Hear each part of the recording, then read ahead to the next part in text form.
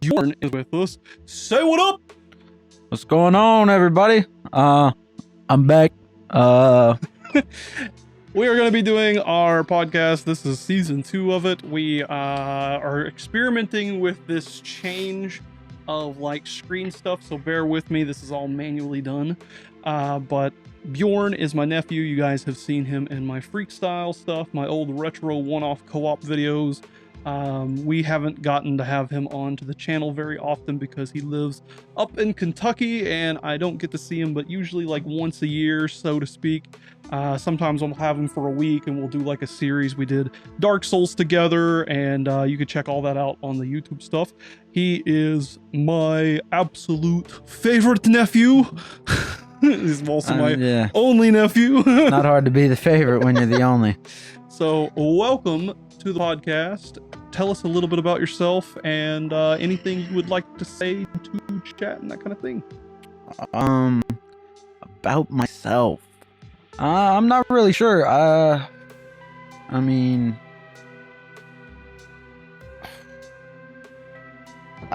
your name's Bjorn2Die and you like Dark Souls and Call of Duty. I'm weaning off Call of Duty. Tarkov. I've played a little Tarkov and it's interesting. I don't know if it's gonna replace Call of Duty, but I'm definitely gonna be playing Tarkov probably about the same amount as Call of Duty now. You've had your first day, you had your first little test. Yeah. We went on this offline server and played together a little bit. We did a little bit of 1v1ing. He ran a Makarov pistol and like killed some scavs on offline mode. I'm trying to think. How does it compare? Call of Duty? I mean, there's no comparison. Tarkov's got to be. I mean, it's more realistic, obviously, but other than that, I don't know. It's an entirely different style of game. Oh, definitely. I'd say overall, I would choose Tarkov if it came down to it. Well, yeah, if it came down to it, I'd choose Tarkov over Call of Duty, unless it was like a multiplayer. Like I'm trying to play with other people. Like I'd probably choose Call of Duty. Well, you haven't gotten to run like tandems and in groups and stuff on Tarkov just yet. See, when you get a squad together and everybody's communicating properly and able to walk through a map, like splitting up and like dividing and conquering, you have an entirely different kind of experience with Tarkov. It becomes more of like this tactical group shooter. And I think when you have that experience with it, it'll be a lot different of a topic. You know, we had a couple of matches where we ran together and it was kind of rushing together. But like imagine instead of you like running with me, I run up through like offices and then you dip down around and like through the first floor while I go through like the second floor. And then we can call out where people are and kind of like pincer them and stuff. When you get better at the game, you get those kind of different things going on. All right. Yeah, I got nothing here. I didn't prep you for the podcast, which is what's super funny right now because I wanted to watch you struggle a bit. Yeah, no, I'm just here. I came in and you're like, hey, we're doing a podcast, so we're here doing a podcast. And running thing on my channel is putting him in like weird situations and not telling him what to do. Yes, very often. Usually I prep my guests beforehand. Yeah, I was told. I did not get that special treatment. Crazy Gaming was first on stream. Nice. What about you? You want to tell us a little bit about yourself there over there? This podcast isn't about me, it's about you. See, what I do is I like to focus on my guest and let him talk about his interests and things that they do, you know. Tell us about yourself, where you come from, the things that you like, where your goals are, what you would like to do in the future, stuff like that. And then like towards the end of the podcast, we get into hobbies and video games and what you like in the media. And then we roll off with like a final note kind of thing. This is going to be a very boring podcast. I'm not going to lie, all about me. All right, let's look at it here. Interesting things about me. I'm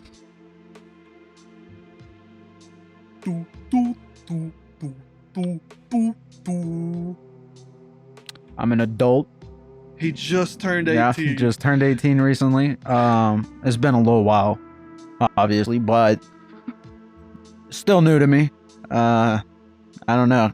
Dealing with bills, all that. That's all new to me. Tell us about that. Tell us about your experience with that so far. How's it been having adult problems now? It's interesting. I'm already moved out. I don't live on my own, but I also don't live with my parents. So that's a weird dynamic, you know, hitting 18 and you're as soon as you're just out on your own, doing your own thing, you know. Some people go out sooner than that. Yeah, that's true. That's true. But it's just interesting. I'm trying to think. Bills. I mean, payday used to be a fun day. It's not fun at all anymore.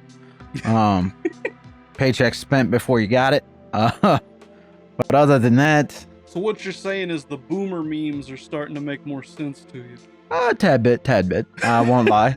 There's a couple I'm looking at and it's like, but I do think I'm gonna have a stronger appreciation for fishing, stuff like that, because I mean, coming from a job where you work 2 days, 3 days a week, you know, you bring home $500 every 2 weeks to a job where you're working 48 and up hours every week, you know, 6-7 days a week.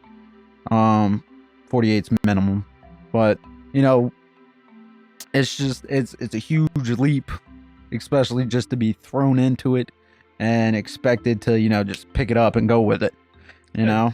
It's funny for me hearing you say that, because back when you were like 16 and 17 and like even a little bit younger than that, I would tell you about my work schedule being like 70 hours going motel to motel, working out and like the cold and stuff, and you were just like, okay, this whatever, because you didn't have an understanding of what a 70-hour work week would even feel like. No, I was working half of that, not even half, like a quarter of that, and I jumped. Okay, let's put this into perspective. I jumped directly from a job where if I don't want to go in, I tell them, hey, I'm not coming in, and it's done. You know, I'm cool.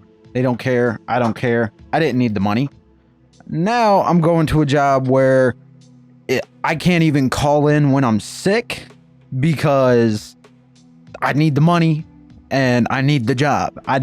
If I call in sick, I get in trouble for it, and then on top of that, I don't get paid for the day, you know. So, I mean, it's everyday, like regular struggles for everyone. I mean, I get it. Everyone goes through this. Everyone has to do it. I mean, that's life. It's growing up. If I could go back, oh yeah. I'd probably go back to like age 4. Just let it go right back, start at kindergarten, go up. You know, nap time and everything. I'm trying to get the mats on the floor. I heard they took those out of schools actually, but back in my time, nah, I'm playing.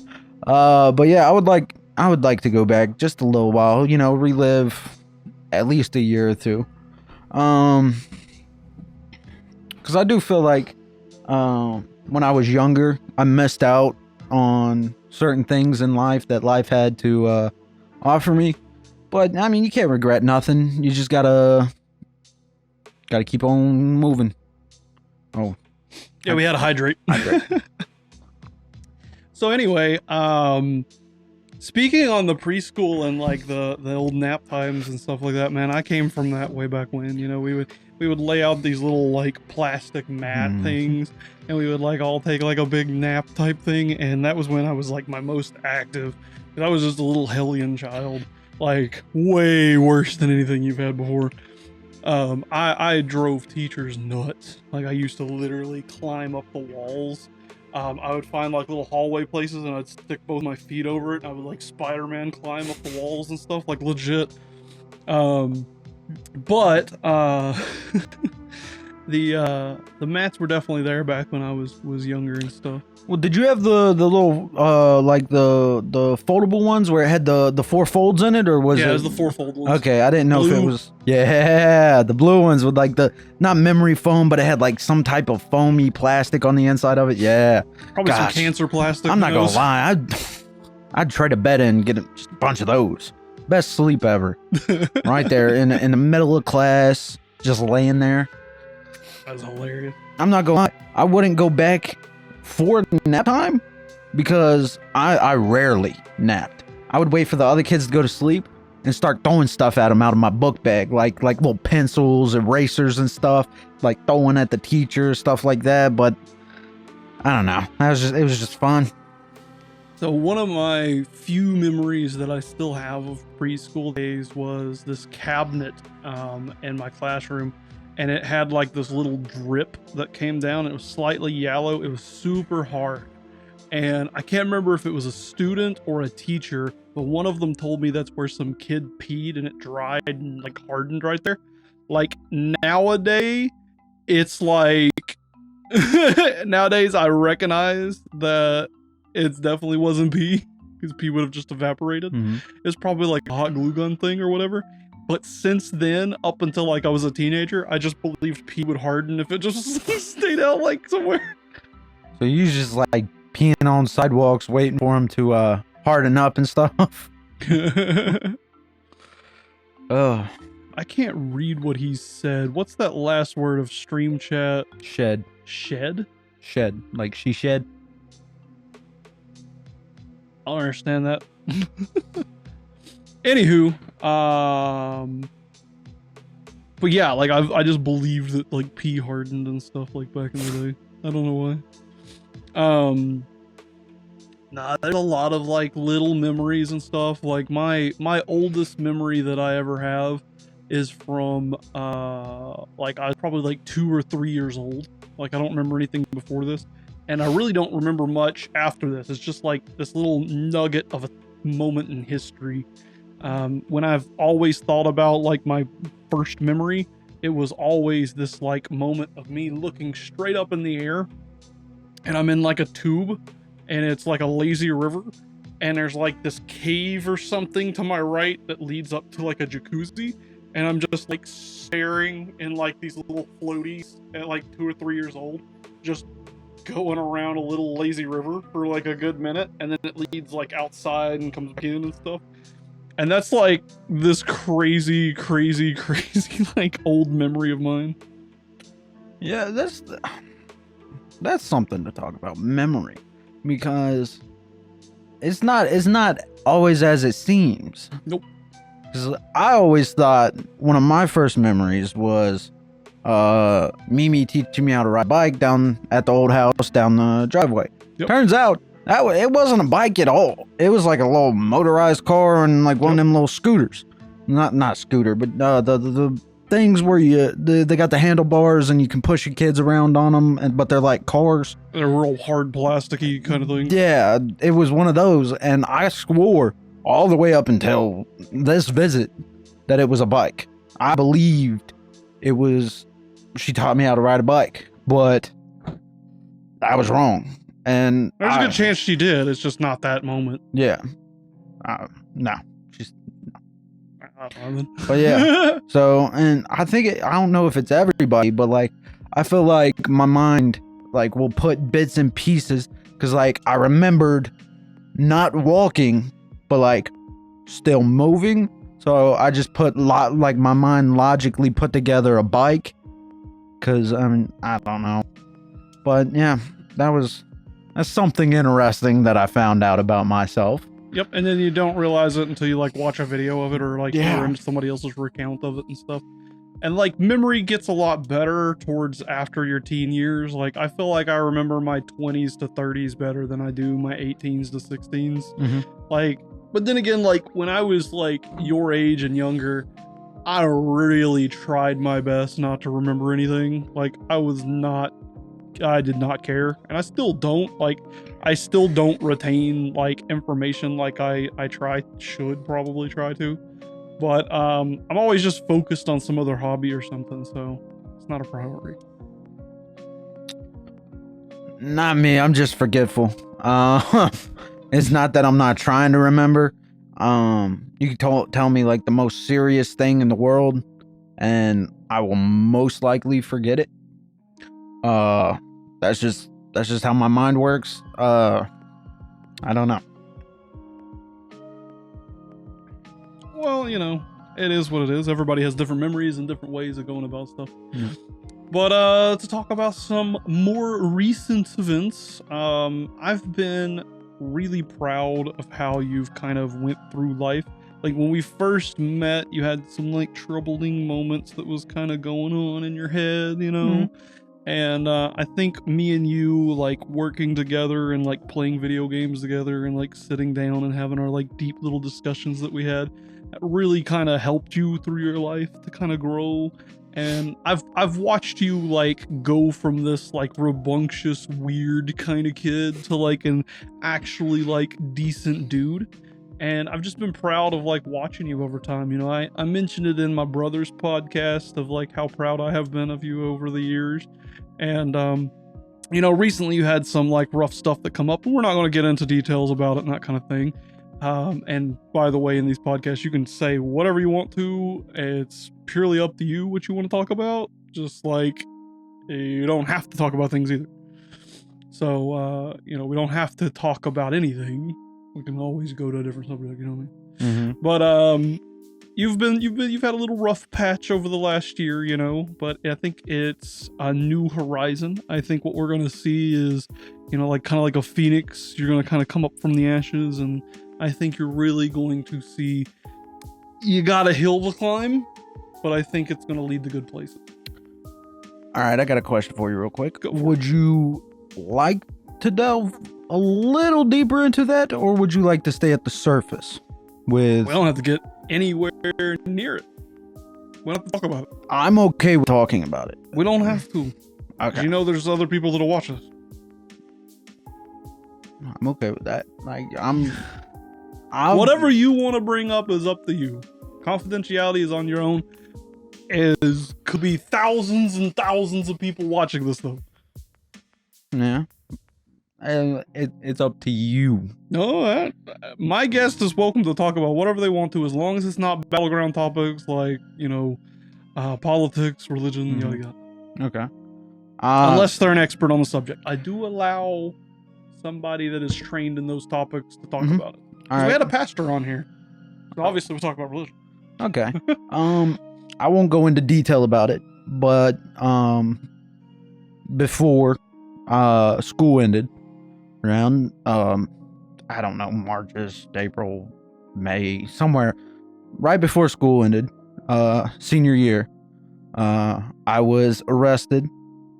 I mean, I was in for a little while, and now I'm back out. Got an apology from the judge. Other than that, I mean, that's what I actually didn't know about the apology from the judge part. That's it wasn't referred to me. I didn't get it directly, but I was informed by my lawyer that I gotten an apology by the judge, and he sounds like how it would go. He apologized for wasting his time and mine. So I don't know. It wasn't directly to me, so this could all be a lie. I don't know. But that sounds like how it would go, like, you know. Yeah, that's what I was informed of. But yeah. So yeah, I had a little legal trouble. But I'm out now. I'm better than ever. The most important thing is none of it is on your history. All of it is. You are squeaky clean coming from it. Yeah. No. So I'm cool. That's dope. Nah. And like I said, man, you're gonna soar to new heights, and you're gonna reach new horizons, and I really do believe that things are gonna go better for you, man. I have faith. Yeah. Back to what you were talking about. Yes. Okay. When he first met, okay, let's get this straight. Okay. I was a rambunctious kid. I was 13.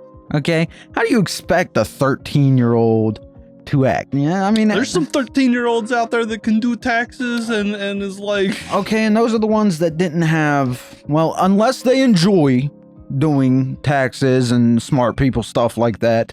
They didn't have a fun childhood, okay? Unless they'd enjoyed that stuff, of course. If they enjoyed it, then obviously they were having fun while doing it. But me, I like the chaos of life. I like doing random stuff at random times like this, right here. I didn't plan to come here. I woke up Sunday morning, was like, hey, I got an idea. Called you, and you were like, yeah, that sounds cool. And I was like, all right, I guess that's what I'm doing. And I drove down Monday morning. Well, the plan was to drive down Monday morning. Had some car issues, ended up driving down Monday night, but let's get back to where we first met, so to speak. Okay. I was 13. I won't lie, I was a pain. I was. For a 13-year-old, I was a little out there. I thought I was invincible, you know, nothing could touch me, yada yada. I'm trying to think on specifics. I mean, I remembered what we were talking about the other night, but I don't know if you want to talk about it. So, but yeah, I had stolen some things from family. I don't know. It wasn't nothing big. It wasn't like engagement rings and, you know, expensive stuff, like just random. But yeah, since then, I'm trying to think. I mean, I don't know. I just didn't like, you know, all the deceit, the not the deceit, but I don't know the word for it. Deception. I was putting on like a mask, like this is who I am, and then I was like doing shady stuff in the backgrounds, and I don't know, this is just way too complicated for me to keep up with it all, and I was just like, yeah, screw it. And so yeah, that's why my life is pretty boring now, because I do nothing but sleep, work, and sleep. I might eat. That's a rarity, you know. But so the day that you came down to Atlanta to hang out, like, yeah, you were rambunctious and whatnot. We had a whole bunch of like conversations late at night to like talk about things. And my speeches back then, I don't know if you remember them, was like to do better. Just do better. You know what I mean? Do better, man. And you did. You started doing a lot better. You got a lot better at things. Like, really, you just kind of stopped, you know, like you're saying, your life got boring, but really, like, at the end of the day, your life should be boring in a way, you know? Yeah. The way that you want things to be is boring. Mundane. You know, it's good for good things to happen, but, like, you don't want the chaos in your life all the time. And what's funny is our first time meeting is really you meeting me for the first time. Yes. Whereas I've been in your life since you was a little bitty baby. Like, I held you as a baby, and like I pushed you on the little cart thing, and I was always playing in the kiddie pool with you and stuff like that. It's just we got separated after your toddler years and really didn't get to like hang out until you got to be a teenager. Okay, correct me if I'm wrong, because speaking of playback on memory and first time meeting you, re-meeting you, and everything, I believe this is very, very muffled memory. Okay, I believe I remember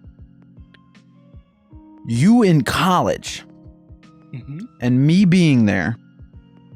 Obviously not in the, but walking around your college with you. And we sang some song. But it's very fuzzy. It's very possible that it was not, it's possible it was like a Walmart with some random guy just listening to the music. Can you name something from my college that you remember specifically? White. There was a lot of white. I remember walking like, it was like a, okay, so we was on like a balcony type thing, and there was like a floor under us that we could see. There was a big open hole in the floor. It's possible it was a mall as well. That's the kind of like a mall style. Like the catwalk on top, and you can have that big open where you can see downstairs. It was something like that, and it was a really long hall, and it was just white. It's possible there was other colors, but white is the only thing that stuck. There was a lot of white. I believe we were singing, I think it was like a Bible school song or something.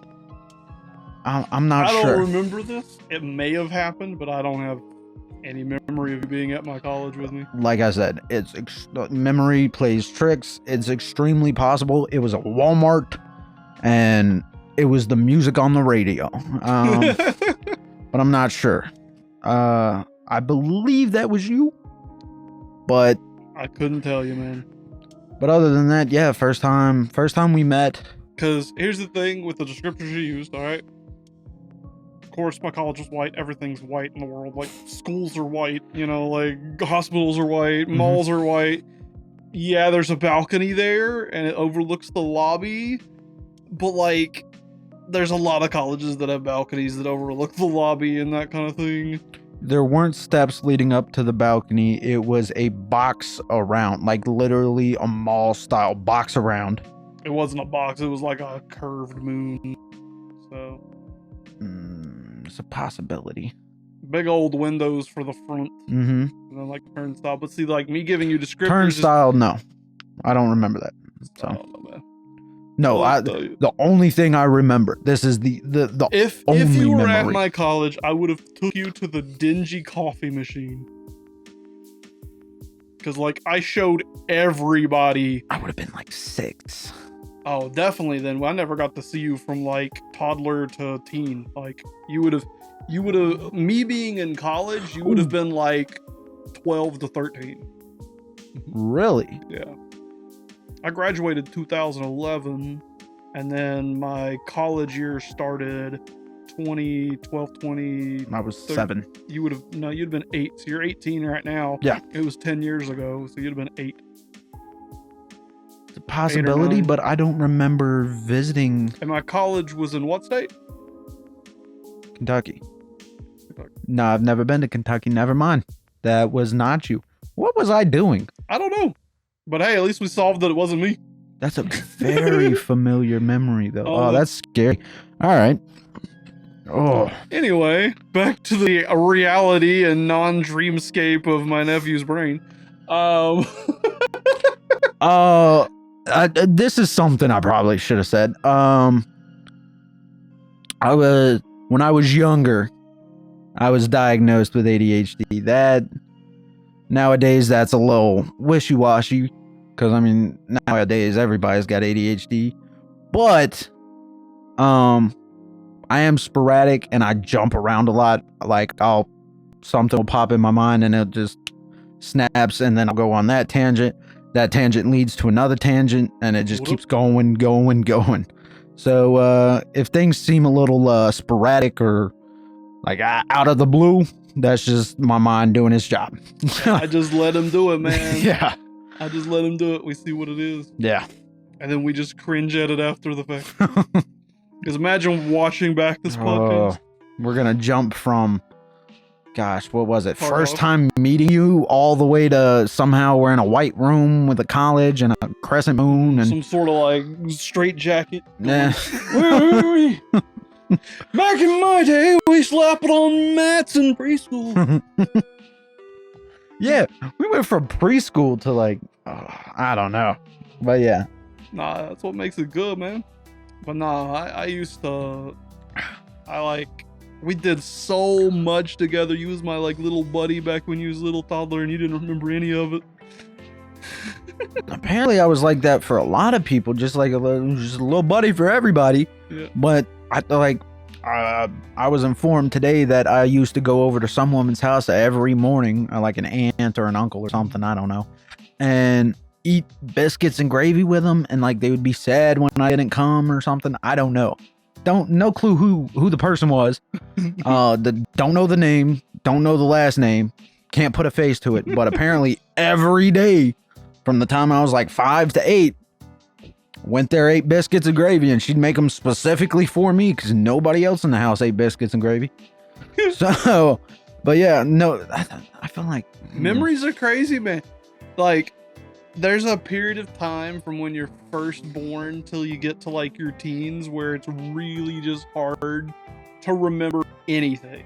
Like, you just get little bitty specks of things. Like, even with like me, which I have a memory problem as it is, like an actual memory problem.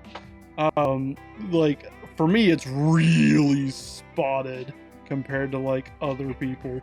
But like I can, if I have an object, I can remember it better. So like if I grab something over here, I can tell you everything about it. But like if I didn't have that object, I wouldn't be able to really talk about it. So, and you've heard me talk about this kind of stuff before. You know how my brain works. And I've talked about it on my podcast a few times already. So I won't go too deep into things, but if for me, memories are so important. So like having video or photos of things is like really important. So like even like this podcast is just like going to be something I watch again in the future to be like, hey future me that's trying to remember my nephew.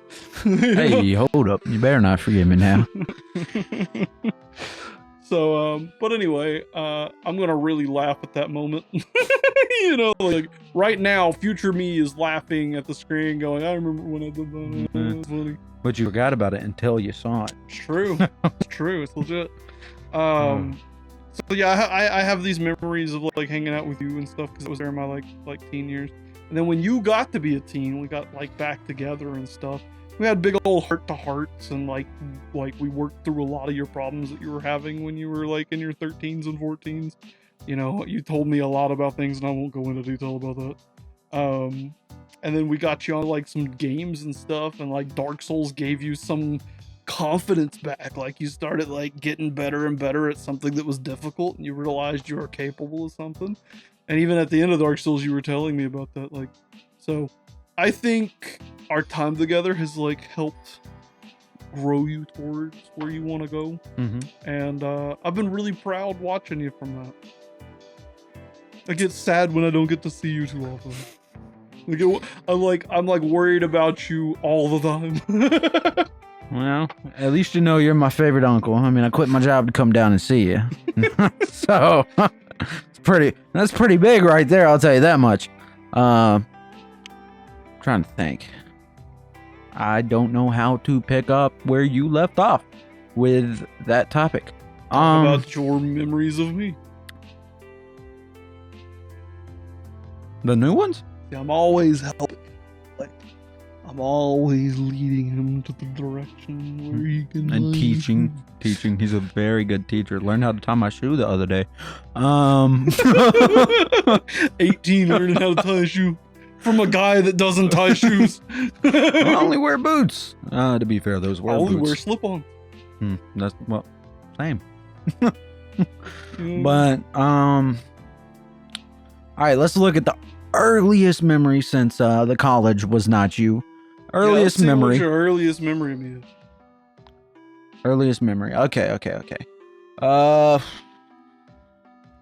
Believe it was it the Thanksgiving? It was a Thanksgiving because I had come down here, spent time with y'all came over here, spent time with y'all at Christmas until I had already moved. So it was a Thanksgiving. It had to be a Thanksgiving. You finally, it had been like, you hadn't even seen the family in like 5 years or something like that. It was something outrageous. I remember Mimi and Pappy telling me about it. They were like, yeah, Josh hasn't been able to come up. He's been working like crazy. And I think you had a little setup. Oh yeah. When I first met you, I thought you were so weird. Like I walk into the basement, and normally the basement doesn't have a TV or any of that. And I walk in, and you're just sitting there, and you got your, what was it? It wasn't it might have been a PlayStation. I don't think it was. I think it was an older gaming console. You had that hooked into the TV. You were sitting on the dog's couch, but I don't think it was the dog's couch at the time. And you were just playing, and I was like, that guy looks so weird. And they were like, that's your Uncle Josh. And I was like, my Uncle Josh looks so weird. No, but I did think you were weird when I first met you until like I actually got to meet you, and like just off of like looking over at you on the couch as I'm walking up the steps, I was like, something's out of place here. And then they were like, oh yeah, that's your uncle. Uncle Josh is in town. And I was like, Uncle Josh. And they were like, yeah, y'all were best friends when you were a kid. And I was like, I don't remember him at all. And I was like, best friends? And they were like, yeah. And I was like, I think I remember. No. Yeah, no. I thought we used to go and throw rocks at this house that was abandoned at this one place I used to live at. Apparently that wasn't you either. Apparently it was some random guy. So I have placed your face, like your face and younger you, into like everybody that I don't remember. So every person that I like just have forgotten about and don't really, you know, can't place them, it's just you. Like you're there. And I'm like, well, it's funny because I get this often with the weird comment that you were making. I'm this disgusting abomination basement dweller that's hanging out, like doing creepy weird things. But then, like, as people like get to know me and learn more about me and get into the hobbies, they start to like realize the possibilities, you know. Because I'm just this weird, like, basement dweller, touch grass kind of guy. But it's really strange that you say that I am all of your memories. Dude, you really are. It's weird to say, but like the college thing has confirmed it in my own head. But every time I have forgotten about an older male figure that was in my life, whether it be I was 8 and they were 13, or I was 8 and they were 24, it doesn't matter. You're the person I picture. Hold up, let's get this right. Before I met you as an adult, like 13, 14. So before I had even made a reconnection with you, I had false memories of you that I thought were you. I have ultimate cosmic power. The Dungeons and Dragons mind-altering things like I pull forth the weave of the magics to take control of your brain, bro. But I mean, obviously, I knew about you. Like, it's not like they were keeping you a secret in the basement your entire life. Like, I really was a secret in the basement my entire life. But I knew about you. Like, I'd seen pictures and stuff like that. So I think, like, and I had been informed of how close we were, like back when I was a kid. So I feel like that just kind of weaseled its way into my memory and was like, it was Josh. Y'all were so close when you were kids. It had to be Josh. And so I was like, yeah, it was Josh. All right. You just realized it. Yeah. It's okay. It's okay. I just been ignoring it this whole time. Like we don't gotta go into detail of what you just realized, because yeah. I know what you realized. Anyway, though.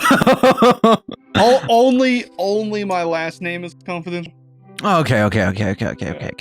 I just don't readily give out. Yeah. I got you.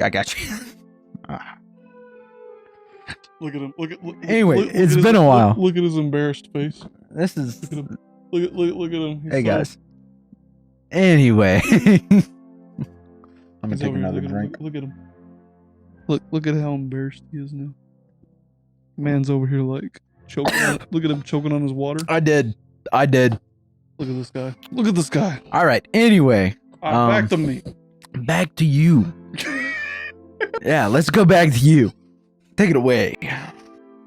Oh, I've never been on the spot before. I don't know what to say. I'm just not ready to talk. Oh no. Right. Man, I could sit here and talk for 3 hours about myself. This podcast is about you, dog. Yeah, but that's my only issue. I don't like sitting around talking about me. Well, I mean, obviously everybody likes, you know, slightly throwing in their own like, hey, yeah, I just got a new promotion. Like nobody was asking, but you know, they like throwing little things. So I've been watching Survivor again, and there's this dude. The very first day he gets onto this island, and he's the first person to talk to the tribe, and he just goes, I've been keeping a secret I am a former U.S. FBI agent, and I just want to let you guys know that I have integrity and morals and all this. And it immediately cuts from him to like 3 different people going, we don't care. Like, I don't know why this guy's like trying to be this big bombshell that he's an FBI agent. Nobody cares. It was so funny. Cause like he wanted to take like authority, but it just did not, like nobody vibed with it. Cause you're on that island, like nobody cares what you used to do. And if you're part of the government, no one really cares. That's where Survivor's where they like take your clothes and they throw you out in the wilderness and you gotta like scavenge and forage for berries and stuff like that. It's a game show. It's not to that extreme, but similar. They do go without a little bit of food, but they have like rice, beans, and stuff like that that they go off of. It's more of like this social game where people vote each other out and stuff. And like they got like immunity challenges that are really like grueling endurance competitions and stuff. So it's live action Total Drama Island. Yeah. That's literally what that's literally what that cartoon was based on. Really? Yeah. Wow. Okay. Wow. Pretty much 1-to-1 exactly that's where they got their inspiration. It's up to 34 seasons now. Survivor? Yeah, so we were getting into media. You recently got to do something very special, which is my new racing sim. Why don't you tell us a little bit about your experience on that today? The racing simulator. It was VR. I mean, it was cool. We need to get like put a fan on us next time. You know, get the wind in our hair. First, talk about what you did. Oh, okay. Basically, put on VR. We got the little wheel, so you don't have to use the controller. So you're driving with like an actual steering wheel. You have actual pedals, brake, clutch, gas. I didn't drive clutch, but yeah, I know. I drove automatic for most of it, but that was just because I know how to drive stick. The only issue is I don't know how to drive it well enough to play it in a video game where you have to use the actual clutch. And so I mean, the good news is you couldn't break a car in a video game, so you could have learned on the fly and figured it out. My dad, who doesn't play video games at all, I shoved them on a 1967 Corvette Stingray out into like the Nordschleife like gauntlet or whatever it was, and he ran clutch with literally no assistances, and the man like absolutely destroyed it. He was awesome. Like, I'm super proud of him. I mean, yeah, but he can drive stick in real life. Like, he didn't have to learn it to learn the game. It's just he was driving. The way the setup is, if you can drive, that's all you need. You can drive. That's the whole game. Drive. And as long as you know how to do that, you can play the game. Like, honestly, it would be good instead of like,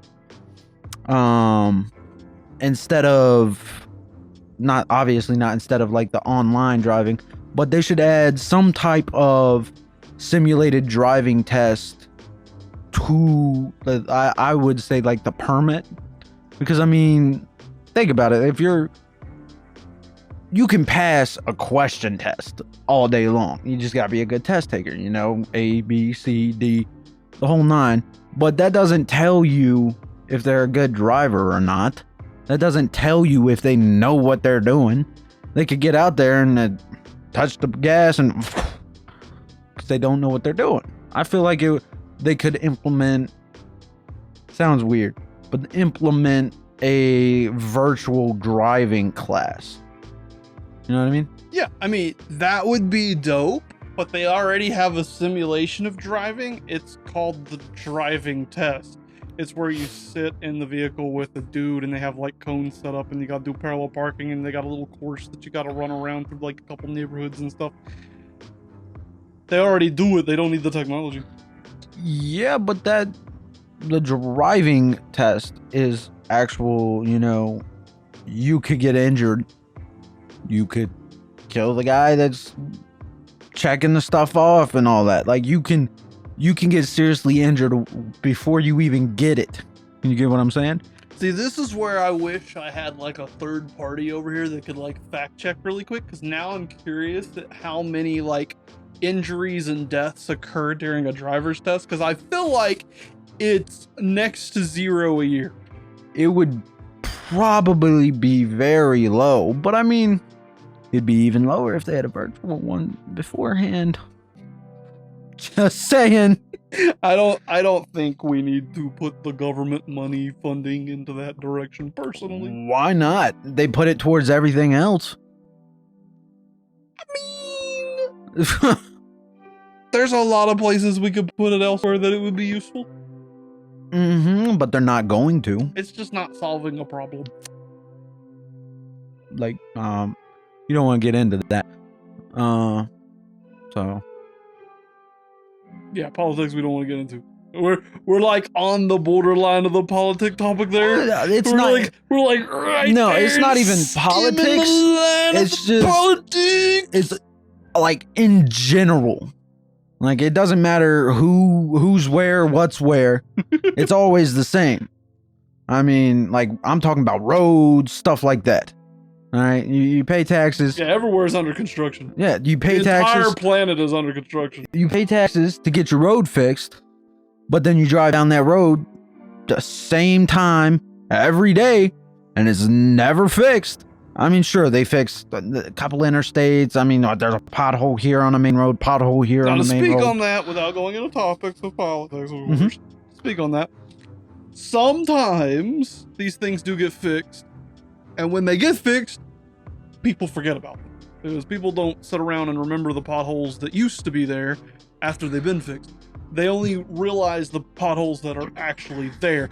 We are blinded by improvements around us, but we are hyper vigilant of problems. That's just a normal human thing. It's a psychology thing. So like, you're going to notice that pothole every single day that you go to work, but once they fix it, you're immediately going to forget that pothole ever existed. Yeah. Same topic. Where I live up north, there's a road that they fixed. Okay, I'll give them that. They fixed the road.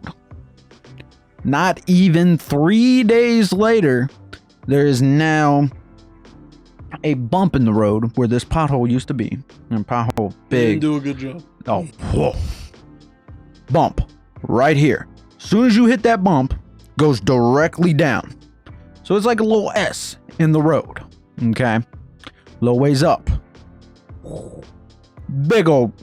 And they had just fixed it. I think it was like a sinkhole accident or something like that. But it's insane. And it's been like that for 4 or 5 months.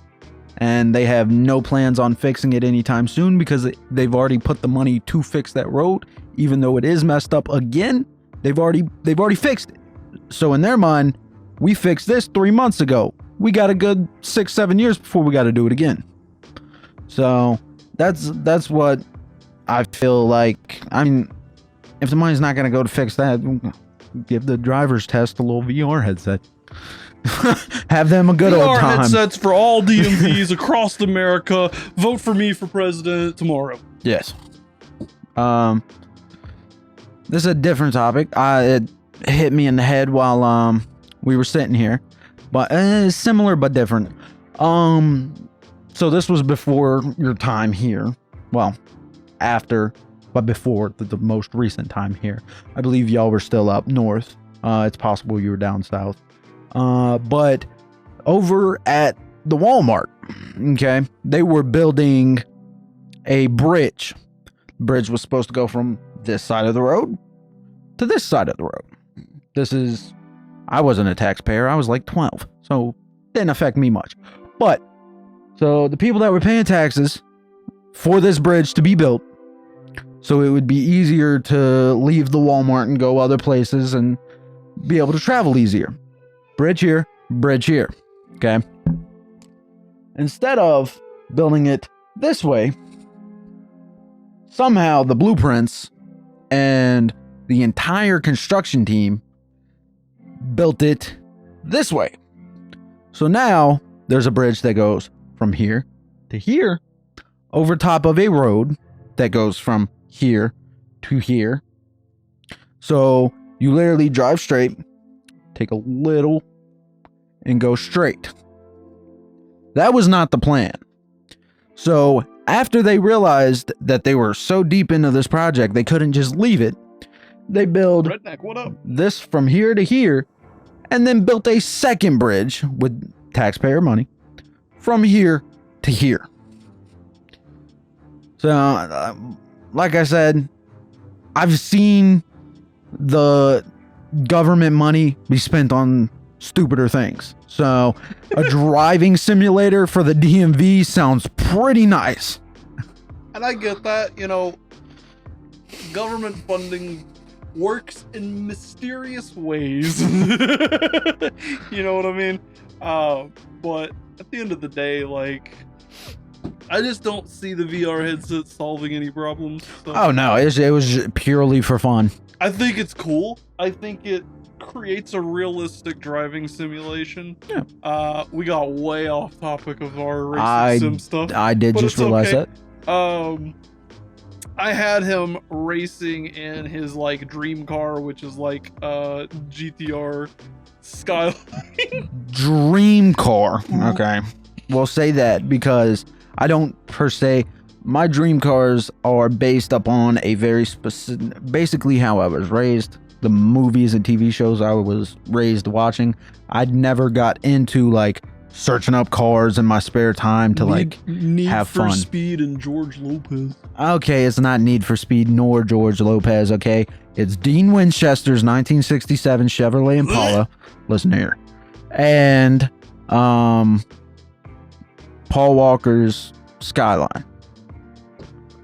So, Whatever you want to say, dog. listen, that's what I was born and raised on, okay? American muscle, and I think it's import. I'm not sure. Don't get me wrong, great cars. I'm not talking about the cars. Just talking about the reasoning for your picks. Well, I know the Skyline's fast. I like fast. And honestly, the 67 looks better than the 1969 Chevrolet Impala. So, in my opinion. My favorite car is literally a 350Z, so I have no room to really speak. I also hate cars. I'm not a car dude. There's a lot of car dudes out there, and I respect them. I think it's a cool thing, and, you know, I'm one of those dudes that just want to go from A to B. And a Dodge Caravan is good enough for me. You know what I mean? I don't need muscle. I don't need horsepower. I don't need nitrous oxide. I'm going to try to go the speed limit. I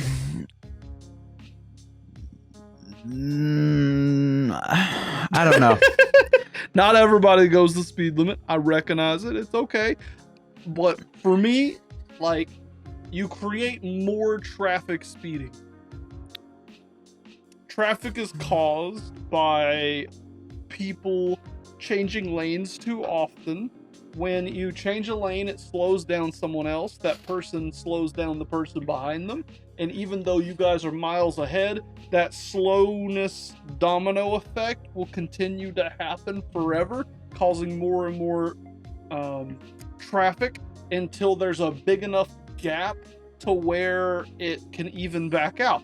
And if everybody maintained the same speed, there would be no traffic. That's fair, but also, there's no fast lane or slow lane. Everything is 70 miles an hour. There's a passing lane, which you're not supposed to ride in all the time, but there's no fast lane. You're to go 70 miles an hour. It's not 75 in this lane, 80 in this lane, 70 in this lane. It's 70, 70, 70. That's it. Back to the point A to point B. I understand that strongly. I wanted a truck for looks. Ended up going with more practical with the price. Mostly it was, Honestly, it was the price of gas. That's what got me into the caravans. So now I'm driving a Toyota Sienna. So, but other than that, I mean, of course, I would prefer to have, like, I would prefer nicer cars, but as long as it gets me there, I don't care. I mean, prefer a Bugatti. I don't know about a Bugatti. I'll take a Lotus Elise any day. See, you keep saying that, and I don't know what a Lotus is. You know what? I'll pull it up. You keep talking, and I'll pull it up for you. All right, but yeah, honestly, okay, hands down, money isn't an issue. If I could get cars in general, the first one I would get pretty cheap, 1999 Ford Exploder. It was just my first car. I wrecked it in 6 days after getting my driver's license. Yeah, that one was fun. Wrapped it around a tree. That was the day I learned the importance of a job and money. I'm trying to think. You were about to get his live reaction to what a Lotus Elise looks like. Here you go. I mean, it's sick. You got it. It looks good, but it looks like every other supercar out there. It's very specific. It's got like a more hourglass curve to it. I mean, yeah. It don't look like a Lamborghini. It does not look like a Ferrari. It doesn't look like a McLaren. It doesn't look like a Bugatti. It's a very unique looking supercar. If I saw that driving down the road, I would just assume it is like a convertible that's like a Corvette or something if I didn't see the emblem. I mean, the headlights do stand out. Okay, that one is nice. What is that? Just a different angle. It's the same car. That is not the same. It's two different cars. It's exactly the same car, just a different color. One's yellow, one's red. Okay, one, headlights, boom, different. Back, boom, different. Hood, boom, different. Literally the same. No. Okay, you see those headlights? Yeah, I see those. See headlights. How long those are? Yeah, you see how long those are? Okay. Keep that length in mind, all right? All right. Long headlights. Those are literally two different shapes. They're not. It's literally both Lotus Elise. This same goes year, like same this. Mech, same model. This goes like this. This the other one goes same like car. this. And that one looks different from the first one. Well, that one looks closer to the first one than the last one. But the last one's headlight goes like that. They're just different angles and different colors. You sure it's the same year, make, and model? Same year, same make, same model, same car. No, it's not. It is. This one's even a convertible. Yeah, those are completely different headlights. This car is so uniquely designed. When you look at it from different angles, it looks just different. This is what the rear of it looks. This is the same car. The rear of it has pulled so many different. Same car. Okay, see, that looks like the first one. Yeah, I do like the venting in the back. It also looks like the second one. See, looks like the second one. The headlights still look different, but that's what makes this so funny. This is why I like the Lotus Elise, because like it is such. It's got an hourglass shape. Okay, most cars have like a box or like a wedge kind of look. It's like big on the back and the front, and then like kind of skinny in the middle. It's got this like kind of like weird curvy thing to it. So like if you take a shot from above, it looks more boxy. If you come down with it, looks more elongated. Those headlights that were like long, it's because of the angle of the camera and the way that shape is, it makes it look longer. But if you come down and you know, take a teardrop, you know the shape of a teardrop, okay? If I turn it this way, it looks more like a circle. And that's what's happening with the car. It looks different, but it's the same car. Okay, but it looks different. That would be nice for like you know, when you have you ever? Now you're getting interested in the Lotus Elise. Well, yeah, it's different. But have you ever like looked over and been like, oh, is that a such and such's car? With that car, you would never know. You look at it from the front and you're like, that's a nice looking car. You look at it from the side, you're like, oh, that kind of looks like Billy's car. And then you look at it from the back and you're like, oh, that can't be Billy. Front, same car. See, dead front looks nice. I like that. And it looks different from the other two. Yeah, it does. But it's the same car. If I'm looking dead on at the car, I like it. But if I'm looking at an overhead view, it looks weird. So here it is with its convertible up. Same car. It looks better with the convertible down. I will not lie.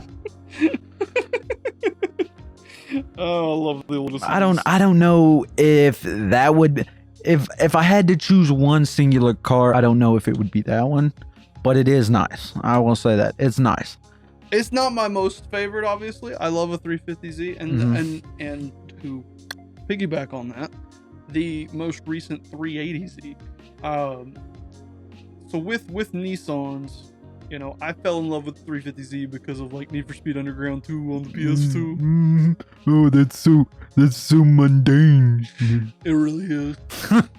But I really loved that car in that game, and then I fell in love with it even more as I found other games and like other stuff that came up with it, and it's always been my dream car. And then I saw them like driving around here and stuff. Then they came out with a 370Z, and it didn't look as good for me. Like, it looked more sporty than it should. You know, it got more into like the kind of like street car racing look, and it looked similar to other cars that's out there. See, the thing that I've always liked about the 350Z is it plays this very safe in between of like a street car, racing car, and a sports car. Like, if you look at it and you think street car, it looks like a street car. If you look at it and you think racing car, it looks like a race car. You know, that kind of deal. It barely plays the balance on it. And what happened is, I didn't like the 370 because they changed up the model. But the 380 takes us back. We get back those like sideways door handles. The shape of it is more like the older Nissans and stuff. It's just solid. I like the 380Z. Honestly, I didn't tell you this one because I couldn't think of the name, and I still can't think of the name. I have a very specific Honda Civic. It's a newer model. I'm not sure. I know make and model, but I don't know the rest of it. It's a Honda Civic. I think it's like a I know it's 2015 and newer, and it looks just so good. And I'm completely blanking, but if I had to choose a car that was free, it would probably be that one, because This is the 2022 Honda Civic. No, it is straight, looks straight up like a race car. Not like a Dale Earnhardt race car, like street race. It looks like a street race car. You're talking about the Type R. That would be this one right here. Yeah, that one. I would like it. As long as super basic looking. I know it's basic, but I mean, I'm not going for flashy, because I'm going for more of a sleeper look, you know? That's what the whole point of the 380Z is, you know what I'm saying? Oh, really? I've never actually seen a 380Z. I sent you pictures of it already. Yeah, and I probably haven't looked at it. Oh, is that it? Yep. Yeah, I have looked at it. I don't know. I see too much race. It's like that's also like the orange one, and they got like some other stuff done up on it. But it's like pulling up to a car meet in a Honda Civic, and did I just say? Here's the blue one that I was like showing you more of. Like, if you think street car, it looks like a street car. If you think racer, it looks like a racer. I could see it. I could see it being a sleeper, but if that pulls up to a car meet, I mean, you expect it to be nice because you're at a car meet. Oh heck, this guy like done up his really nice. Look at this. Yeah, so you expect it. I'm going for like pure sleeper. Like, it pulls up and you're like, what are you doing here? Like a Dodge Caravan. I want people to underestimate me, you know? That way I can just watch them cry after I beat them. Like, that's the kind of like fantasies I guess I have about racing. My man wants to crank out the 2,000 horsepower lawnmower. Exactly. You know, pull up in a little John Deere and they're like, oh yeah, pink slips. I'm going to take this guy's lawnmower, and then I get a brand new car. You know, it's stuff like that. I want people to be laughing. That it just makes the victory a whole lot better when they're like not expecting it, I guess. Never did get to drive the George Lopez car. Oh yeah, no. I ran Ran out of time. Yeah. It even had like a fuzzy steering wheel and fuzzy dash column and everything. I made sure it was the exact George Lopez car. Oh, how nice of you! And I didn't even get to drive it. Darn. Anyway, speaking of first times, you got to play Tarkov for the first time. We talked a little bit of it at the start because you were like scared of the podcast for a minute, but now you've warmed up the podcast so we can get a little deeper into it now.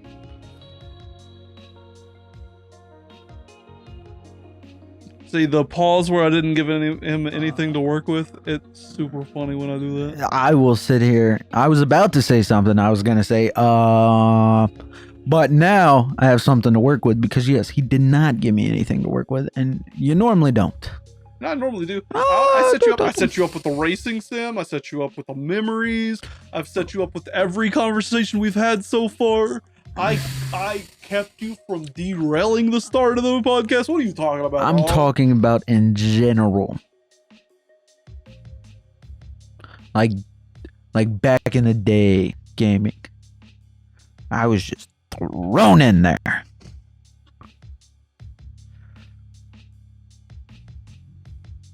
See how this man changed subject as soon as he was losing that statement? That's besides the point. He lost that statement, so he started going on a completely different tangent. That's a possibility. I felt, for some reason, my mind says they're connected, but there's a very good chance they're not. How are they not connected? What's not connected? You like putting me in like not giving me anything, and then just, you know. What is this conversation right now? Okay, so we started out with I didn't give you anything to work with on Tarkov, okay? Because I wanted to see you sweat for a second. Because like what I usually do is tee up a conversation. I go, you know, we played some Tarkov together. I got you over there on Factory playing. How was your experience with it? I didn't do the was your experience with it, and I didn't lead you with a topic like the pistol and Factory situation, you know. And that became about gaming in the history. I don't know, man. Yeah. Sure did. He swerved from it, Strawberry Fighter. He swerved from that. I avoid conflict. But no. All right, so Tarkov. All right, you haven't given me nothing. Still haven't given me nothing. There you go. Now he's getting back on track. I will try to pick up from here.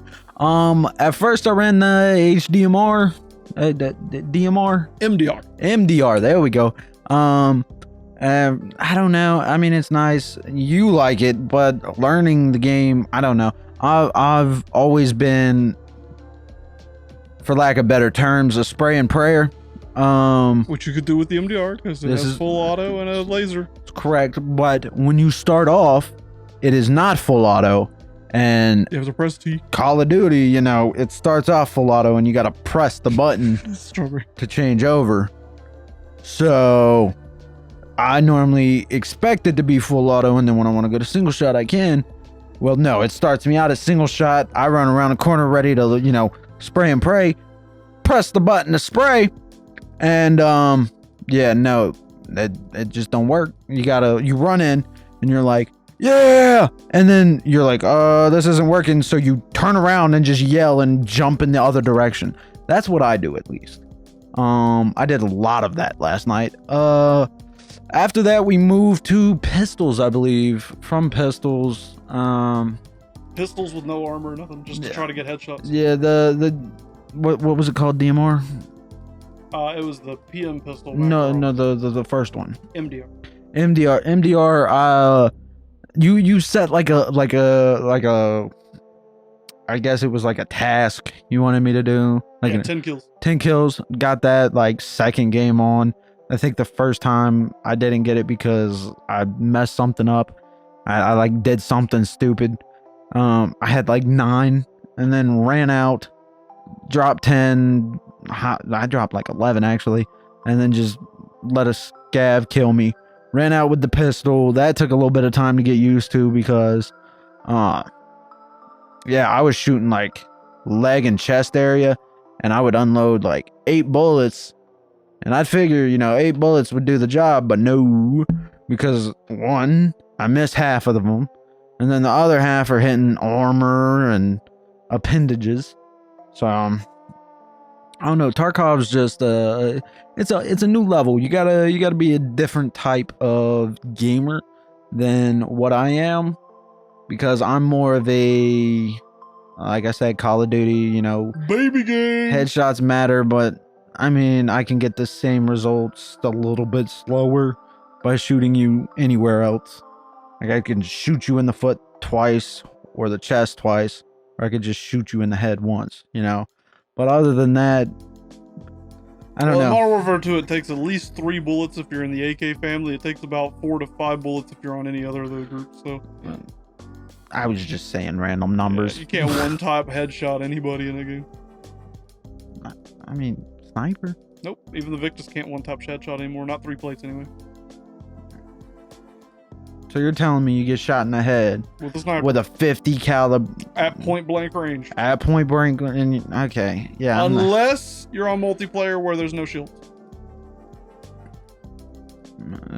Doesn't matter, because I'm broke. It's actually super controversial, right? Because like the Call of Duty community has been like really mad about sniper rifles being useless now inside Warzone, because they don't one-tap anymore. In the other war zones and stuff, they one-tapped everything, basically. There were several guns that would one-tap in other Call of Duties and Warzone games, and I believe it should go back to that way, because honestly, I think they should up it a little bit more. You mean to tell me you're going to take a 9mm to the middle of your forehead and then get up and unload a clip into me? If I had shields, I mean, the Warzone thing is that you have shields protecting you. It's plates. You're putting armor plates in, and it's replicating having like an armored helmet, so to speak. Okay. But here's the thing. Tarkov is way superior on that topic, because you do have an armor helmet protecting you, but it don't protect your eyes, it don't protect your mouth, it don't protect your ears, unless you have a face shield. Unless, that's how it really should be. Like, I was getting excited about DMZ because everybody was saying DMZ would kill Tarkov, and that DMZ would be the new, like, Tarkov destroyer, that it was going to be this extraction gameplay setup, and it ended up being nothing like Tarkov. It ended up being something completely else. It's in the same genre as Tarkov in the extraction, but that is as far as that comparison ever will go, because it don't have any of the mechanics that Tarkov has, except for that one genre thing. And to bring genre into gaming here, you can't say Fortnite and Warzone is the same type of game. They're both battle royales, so of course they have battle royale mechanics where you drop into the map, you do things, you try to be the last man standing. That's the genre. That's the game mode, okay? But Warzone doesn't have building. Fortnite, I haven't played it enough, but I don't think they have loadout type things where they could call in a loadout drop or whatever. I know they have like little shop things that you can buy things at and stuff, but like, one is a lot more of a trying to be realistic shooter, but it's more of an arcade shooter battle royale. Whereas the other one is a platform building crazy mess of a game that I hate, and for babies. I hate the battle royale genre just in general, so I can't really speak too good on it. But basically, like, Fortnite and PUBG started it. PUBG was trying to be the realism, hyper realism, kind of almost Tarkov-esque with the different like armors and stuff like that set up. And then Fortnite tried to copy PUBG, create their own version of it, and they were successful because it had its own thing of like building and it made it a little bit easier. And then Apex came over, and they said, you know what? We don't want to do the building. We want to do the battle royale thing. So we're just gonna like plate up and stuff, and that was it. And then we're just gonna be a battle royale. And then Warzone was like, hey, we're Call of Duty. We're gonna try to copy and do everything and make their own battle royale. And Call of Duty has like copied everybody since the beginning of time. Like, they haven't created an original thought ever. Well, I mean, how original is a gun shooting someone else? I mean, you can't really... There's always another game out there that they were copying. Yeah. It's legit. Like, you look it up. Like, the original Search and Destroy came from another game. I mean, yeah. All their game Did you expect them to come up with that themselves? No. Fortnite came up with a building battle royale all on their own. It's easy. Okay, here's a gun. Here's some material. Go build a game, you know? That's still a unique, original. Okay, I'll give you idea. the original. I wouldn't say unique. A 4-year-old could have thought it up. Oh, okay. Unique means it doesn't exist. So oh, okay. What other building game was out there at the time that Fortnite copied for their battle royale? Well, I don't think there was any. Well, did PUBG come out first? PUBG came out first, but they were copying the battle royale genre, but they created, because they were already a building game. They originally was like a building, you know, zombie apocalypse thing, you know, build a base and survive zombies.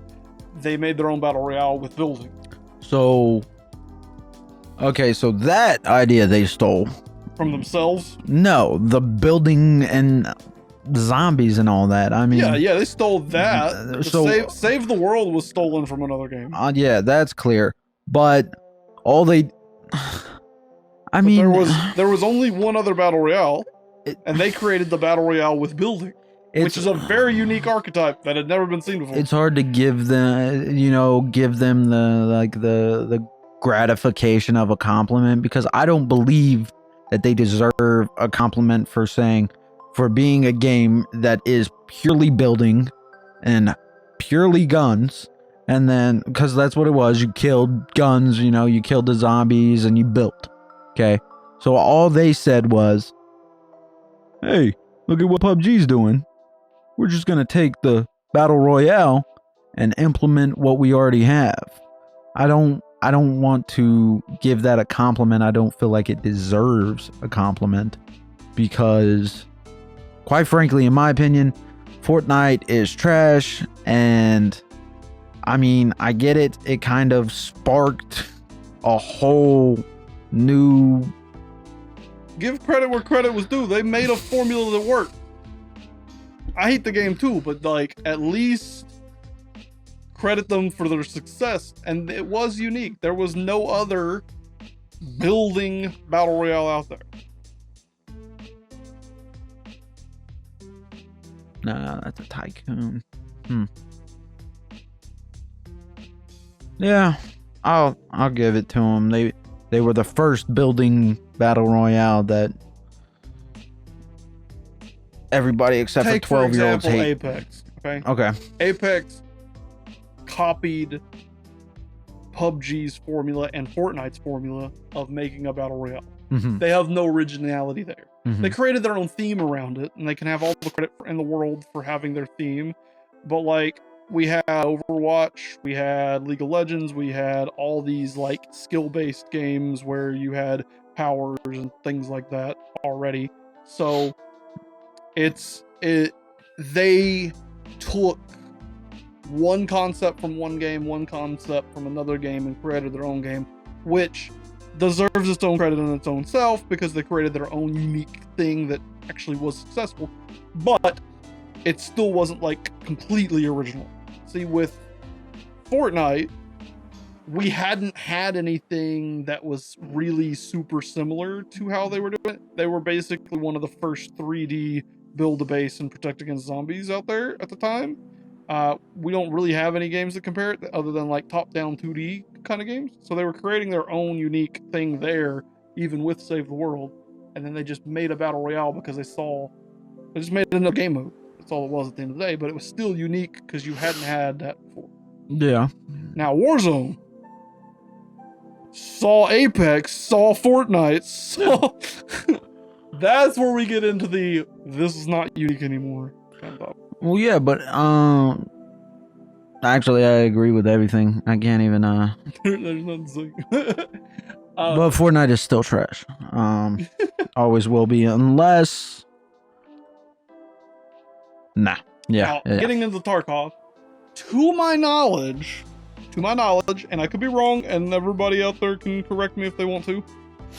I do not know of any games before Tarkov that had the extraction style. Extraction style. So like, just like with like Battle Royale, you fly in, you drop in, you have a circle that closes in on you, and you gotta be the Victory Royale #1.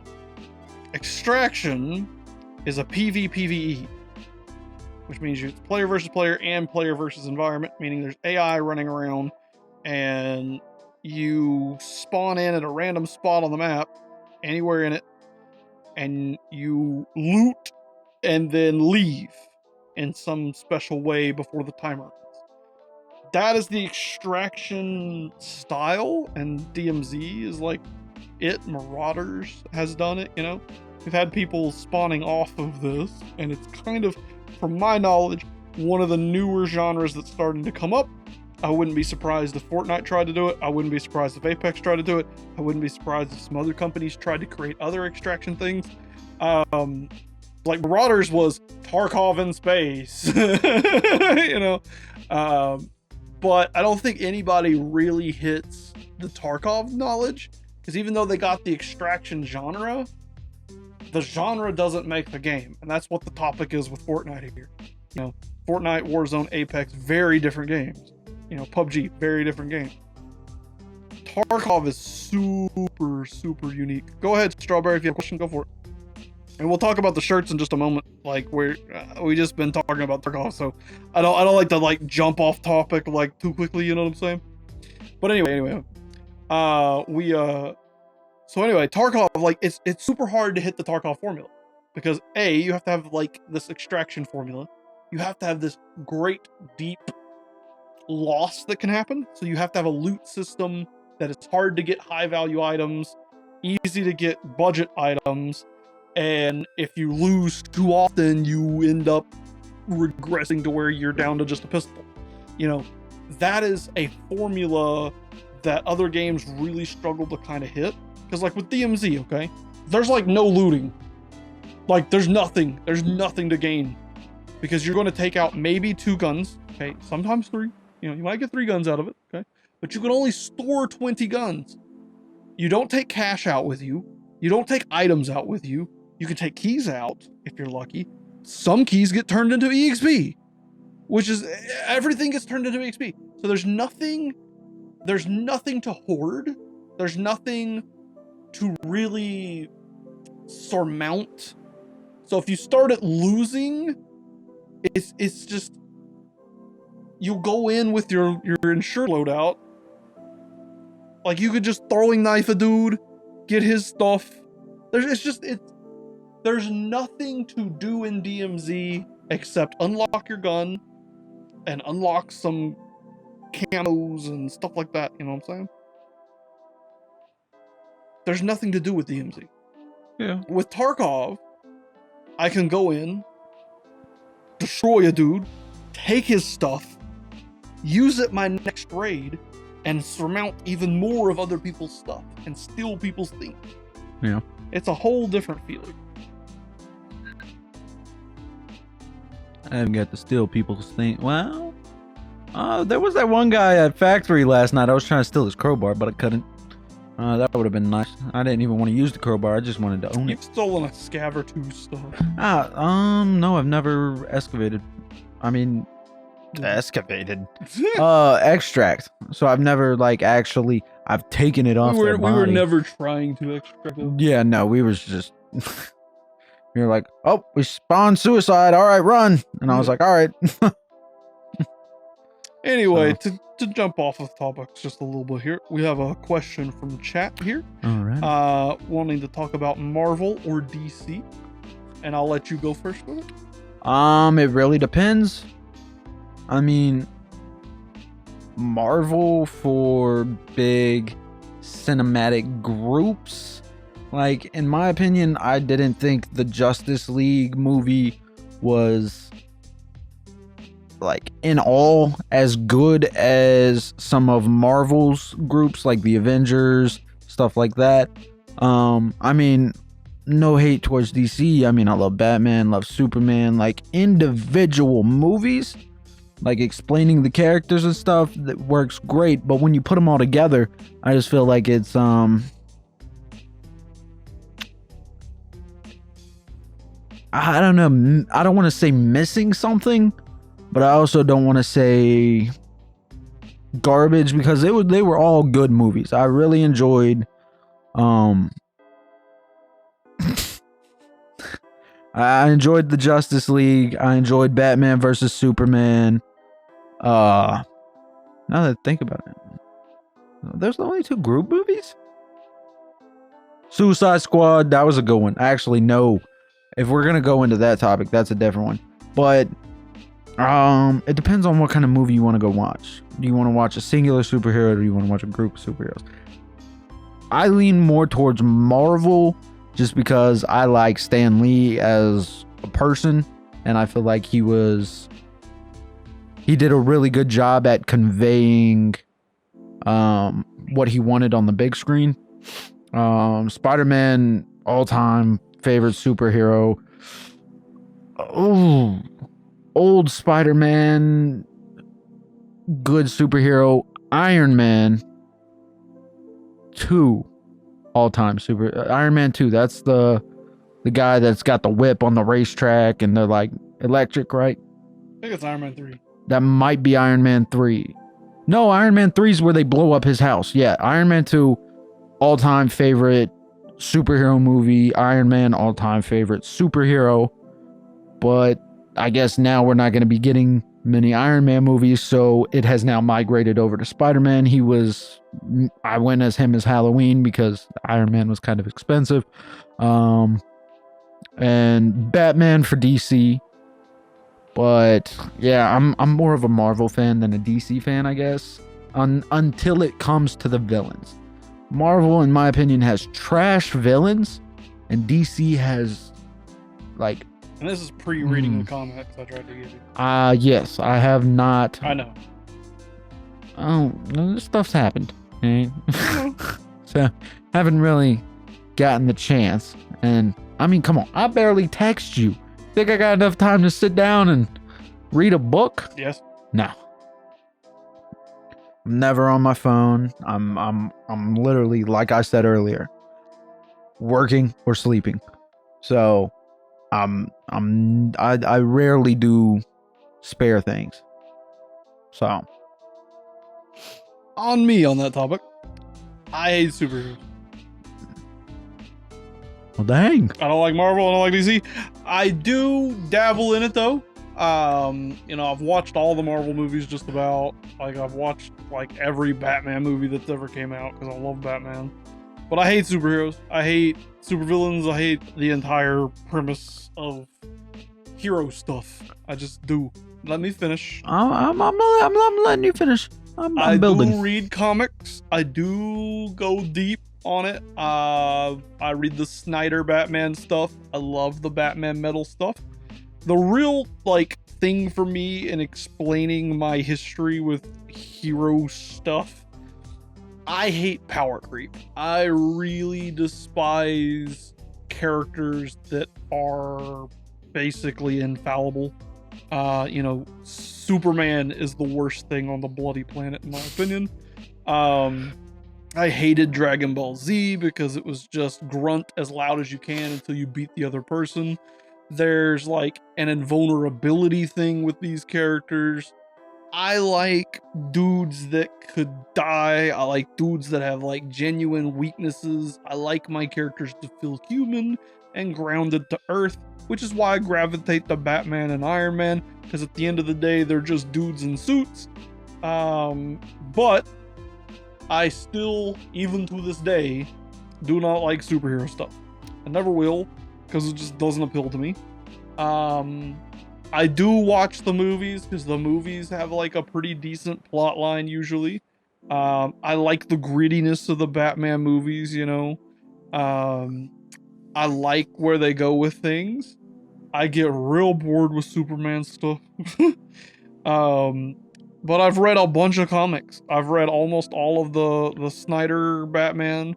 I've also read what is it, the New 52. I was following the New 52, and let me tell you, I almost fell asleep during the Superman series of stuff, man. I was like, oh my gosh, it actually made me stop reading comics. Like, I'm over with the comics at this point because the Superman was so boring. It is so boring watching somebody be perfect constantly. Like, my philosophy, okay? Take somebody like Goku, okay? Early Goku was good. The first like season of Super Bowl, Dragon Ball Z, the first like season or two of Dragon Ball is actually pretty good because they do a very fine line of being worried that the characters will die. After that season, after Goku comes back to life and stuff, and it just becomes this giant thing of going through the different hair colors to increase his power and the heavier grunts, and you get to the point where you get gods that could literally flash their eyelid and blow up a planet. That's not interesting to me, because just like in gaming, and you'll agree with this, okay? And most people will when they think about it. If I go on Minecraft right now and you go spawn on our server and I give you 10,000 diamond blocks, a full set of netherite armor, and I give you everything perfect in the game, in a week you're going to be bored because you didn't strive for it, you didn't fight for it, you didn't work for it, and it just gets boring after a certain period of time when you have everything. And you can readily see that in games like that are open world, like Grand Theft Auto and stuff. If you give somebody literally everything, somebody that's using cheat codes with Grand Theft Auto, they will go for about a week of enjoying just destroying stuff, and it's fun, don't get me wrong, like spawning in a tank and destroying all the civilians and stuff like that. But like after about a week of playing it, you get to the point where you get bored with it. And with superheroes and with like Dragon Ball Z, when I have a character who could just flick their eyelash and blow up a planet, unless they're like using comedy to make light of it, like with One Punch Man. One Punch Man was hilariously fun. The character is extremely overpowered, and that's the whole point of the show. Like, the whole point is the dude can just like destroy anybody in one punch, but he has downsides. He's extremely unaware of his surroundings. He is extremely dumb. His perception is next to zero, and they constantly make fun of the character, you know? So, you know, with me, I think it's funny, you know? But with like Dragon Ball Z, it's just the constant curve of stronger and stronger and stronger and stronger. And that's just boring, because like, what's gonna happen? One of my favorite things is One Piece, and they're starting where I'm at right now, just now kind of getting a little power creepy. I won't lie, I'm getting a little bit of power creep. But like, everybody has a weakness. Like, anybody could just about die. Hell, even Luffy went out for like 2 weeks in a coma. Like, he got literally beat. It was rough. With One Piece, I mean, it's pretty simple to kill the entire straw gang.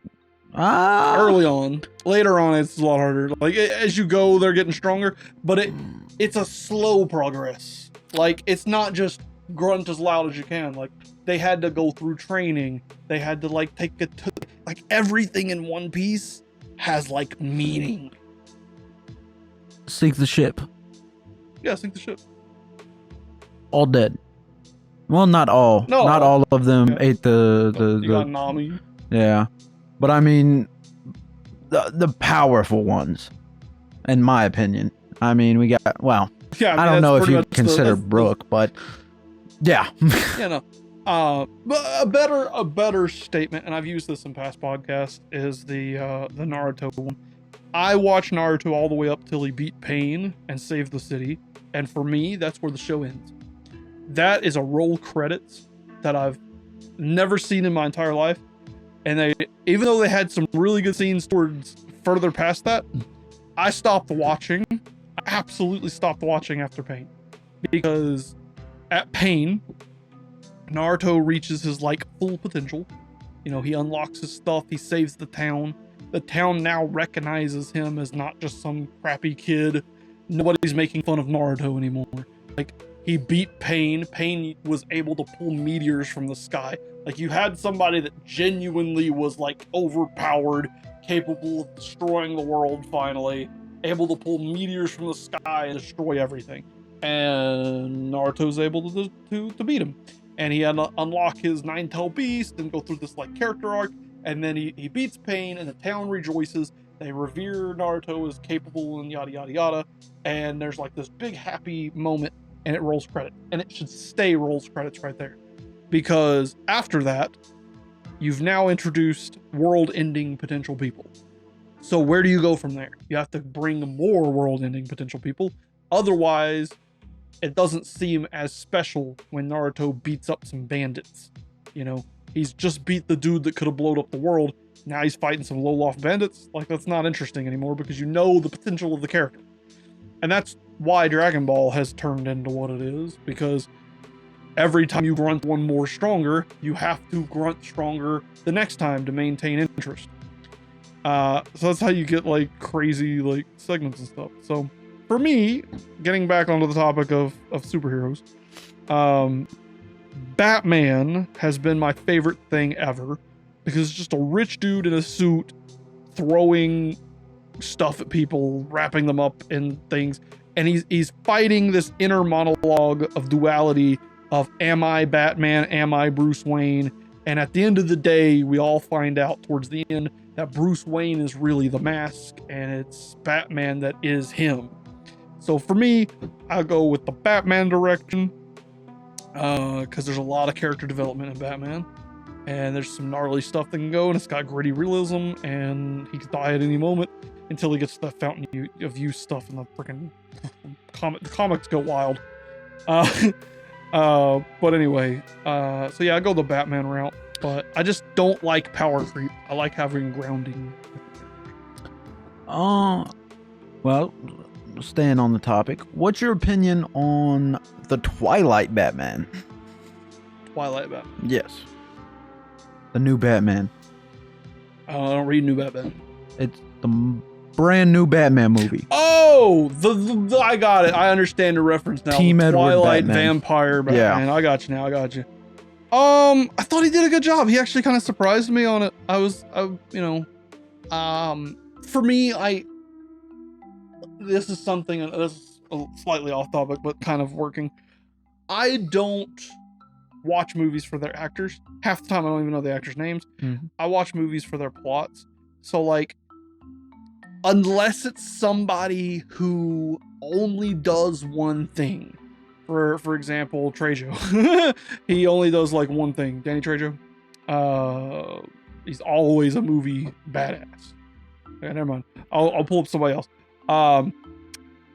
Sean Bean is a walking spoiler because he dies in every single one of his movies.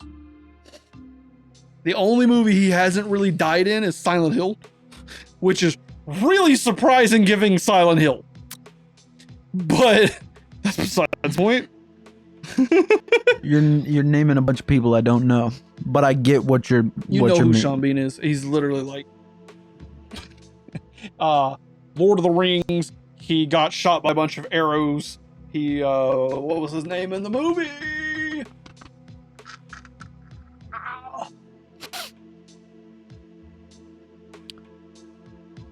I know Lord of the Rings lore off the top of my head really well. I just drew an absolute blank on that.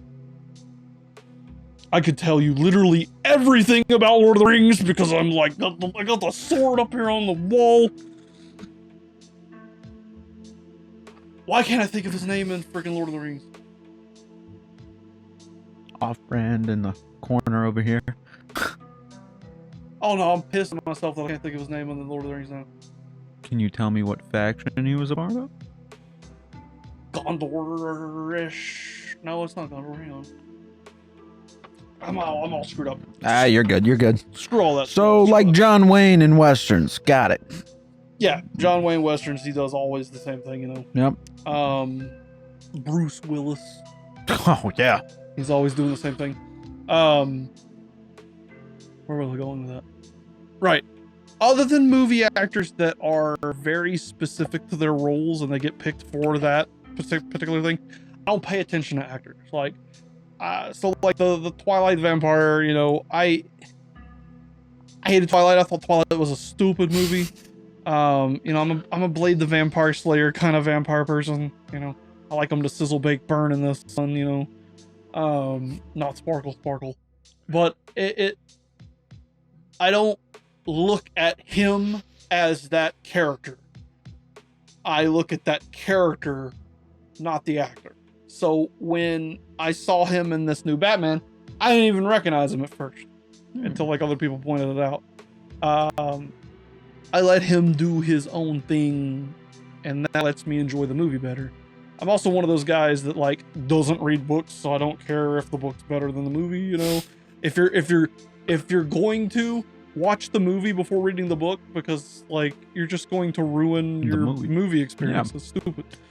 But yeah, that's the idea. But I enjoyed it. I thought it was cool. It was definitely a different Batman. It wasn't a Batman that I was like super into, but like I'm excited to see more from it.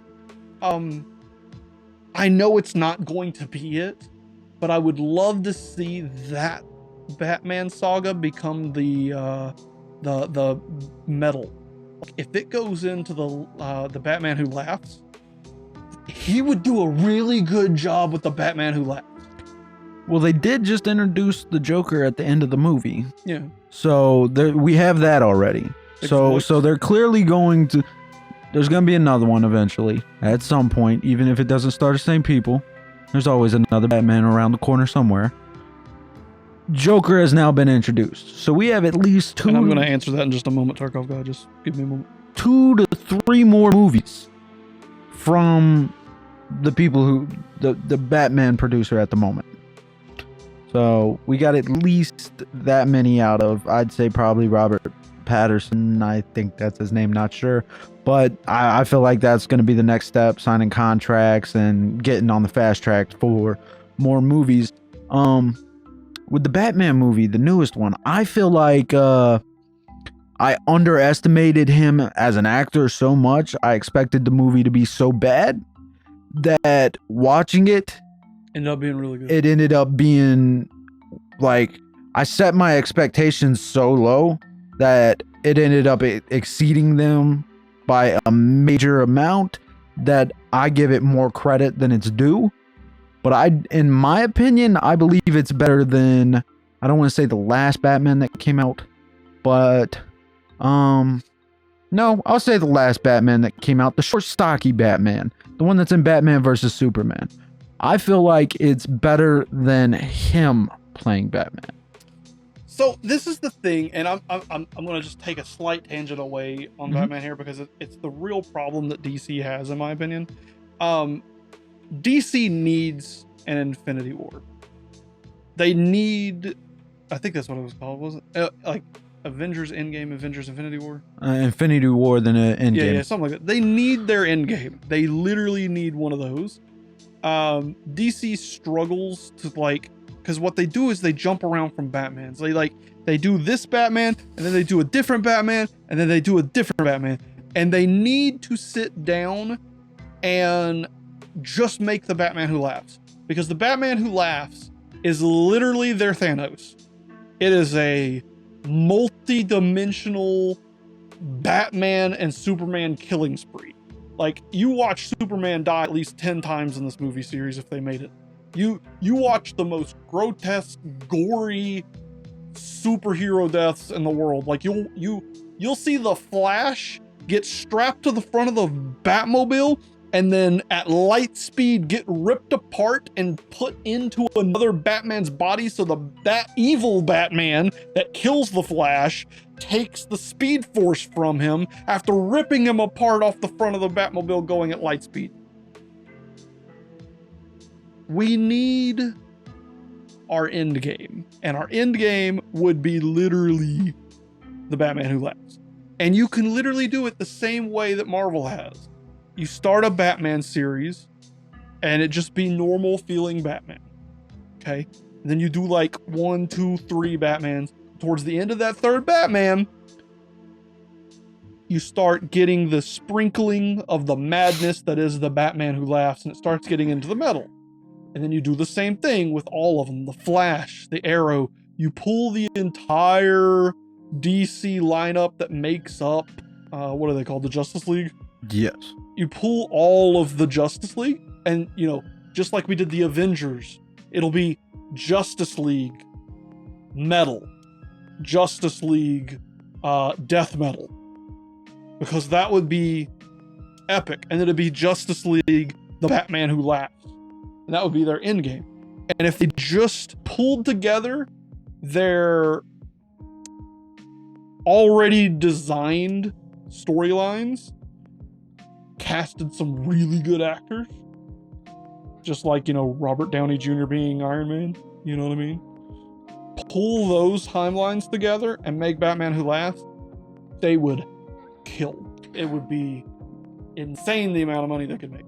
I would agree, but you gotta think. I think it would absolutely overshadow them. Marvel built on those characters for years. I mean, Iron Man 1 came out when? Like Batman. But it's not the character. People, I don't feel like people... I know. It's not the same because they keep jumping back. Exactly. We only had one Iron Man. I've had 3 Batmans just in my lifetime. I've had Christian Bale, the short stocky guy, I can't remember his name, and then the new one. And there's probably been more. Oh, there's way more. I just ain't watched them. I feel like they need to structure a little bit better and get a better filming franchise going. That is what they need to, not filming franchise. That sounds horrible. They're great. I mean, I love most of their movies, but if they're going to go for more group movies, they need to build the group. They need to build it. And that's the reason I didn't really like the Justice League as much as I would have, because they threw out a bunch of random people and were like, hey, that's Cyborg, by the way. This is his story. Yeah. You know? And then they built their solos around that. And I don't feel like it worked out the best it could for them. I also don't like the fact that there was only 5 people in the Justice League. I would have liked to see. Justice League is way bigger in the comics. I would have liked to see like Martian Manhunter, you know, a bigger Calendar group. But I feel like they tried to go. What? That's a Batman villain. I feel like they tried to go off of the original 5 of Avengers for the movie wise, and they were like, hey, they got 5, 6, whatever. They got a small amount. We don't need that many. We'll only throw, you know, our heavy hitters that everybody knows. And I feel like they should have thrown more. Yeah. You know.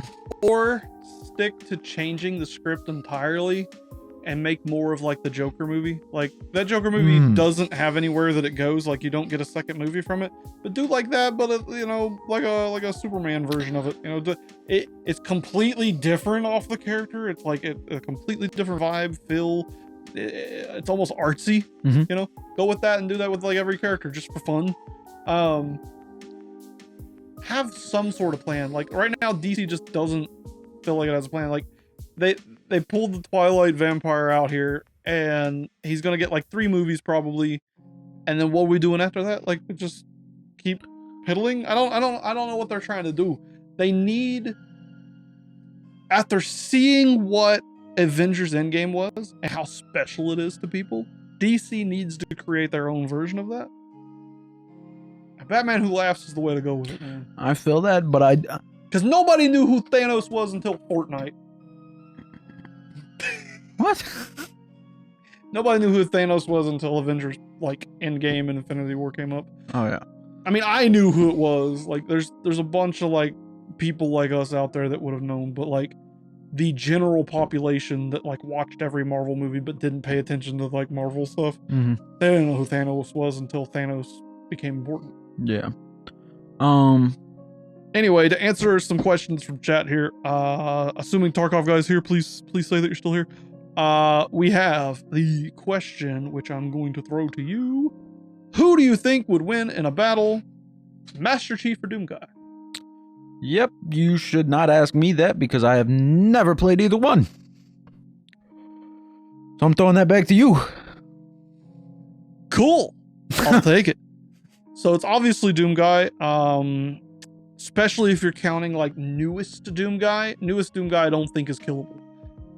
When we talk about literally anything, unless it's God powers, it's not killing Doom Guy. Doom Guy is as close to deity level as, honestly, I would almost put him right into deity level, but he is like, oh, right there at deity level. And Master Chief, while epic and is extremely durable and all this other stuff, I just don't see him doing the things that Doom Guy does. I mean, look at that poster right there, okay? That's Doom Guy at his lowest. Now really think about what you see right there. That is a man standing on top of many skulls being attacked by multiple demons, and all he has is a shotgun and his arm. He has multiple demons, and that man is going to survive in hell like that right there without even getting a scrape. That's at his lowest. That is small time for Doom Guy. That was like he probably didn't even break a sweat. Oh, look at the big hand coming at him. I just realized that. Yeah, he don't care about that neither. Fine, dude. I've never actually taken a look at these over here. Have you ever played Doom any? Nope, not once. Never played any of the Halos. God of War, nope, never played. Most of the games like that, I was just, well, honestly, I wasn't allowed to play them. My grandma didn't like stuff like that, so I wasn't really allowed to play aggressive games when I was a kid. I mean, Call of Duty, stuff like that. I was allowed to play, but yeah. So I wasn't really allowed to play Doom. Best option there. I wasn't allowed to play it. I'm trying to think. Is there anything? No. It's understandable. But nah, definitely Doom Guy wins. It's no contest. And what's funny is Master Chief is modeled similar to Doom Guy, like they inspired from Doom. Or it's the other way around, I'm not sure, but no, Doom came out way sooner than Halo. Never mind, Doom came out way sooner than Halo. Dude's just crazy. He has like tens of millions of demon kills. Like he's killed literal like borderline deity entities. Like, I don't know the newest game too well. The game that I did play and from what I've seen, like, he goes in there and like just destroys like hell demons all day long without even breaking a sweat. Like, that's the whole point, you know. Master Chief, while really strong, really durable, shows a lot of weakness. Doom Guy never shows weakness ever. Period. Good way to go, I guess. Yeah. He literally can't die. Well, then clearly he wins. Like I said, unless it gets to deity like versing him, he's just an instant win on pretty much anything. Anyway, getting off the topic of games and that kind of stuff. I have to ask this every podcast because my community has decided that I must. Do you watch anime? Yeah, I watch it here and there. I started out with Black Butler, I think on YouTube on like 240. So like I was looking at pixels on a little Android. So Black. Let's pause for a second. Do you consider Dragon Ball anime? Yes. Okay. Well, technically, then. We'll have that conversation for a second. Okay. The difference between cartoon and anime. I don't know. American and Japanese? No. Japan has anime, Japan has cartoons. America has anime, America has cartoons. So, the biggest difference between anime and cartoons, okay, is the style. Cartoons don't have to be about humor, but they're exaggerated faces, usually more blocky and circular. You know, when you think of something like SpongeBob, you got big eyes, you got big square looks to them. Oftentimes talking about comedic things. However, a cartoon can be not funny. It can be more serious in tone. They're just not found to be serious in tone too often. But it's not trying to be realistic. You'll have characters that get pulled in weird shapes, people going through walls and leaving an imprint, you know, people hitting each other with a big hammer, you know, faces getting distorted and really big like Courage the Cowardly Dog. You know, you have a sense of unrealness. Then go to like Pokemon. You don't have that. Ash Ketchum's head's never going to go weird. You'll have some funny things like characters blasting off into the sky or whatever as a comedic reference. But for the most part, people are people and Pokemon are animals, and it's more kind of serious in tone with some jokes, more like watching a normal TV show. So anime kind of is this realistic in there. Also, I like the blue color, cool thing, crazy gaming. Anime is in this more kind of realistic sphere where they break the boundaries of reality and go into fantasy with things. You know, you can have time travel and strange things happening there, but it's less cartoonish and more adult animation. So, great example of it would be Teen Titans compared to Teen Titans Go. Yeah. Like the perfect example Teen for Titans the situation. Go is literally a cartoon and Teen Titans is an anime. Yeah, I mean, night and day, but same characters. I get what you're saying. Yeah. Well, in that case, Dragon Ball would be my first anime.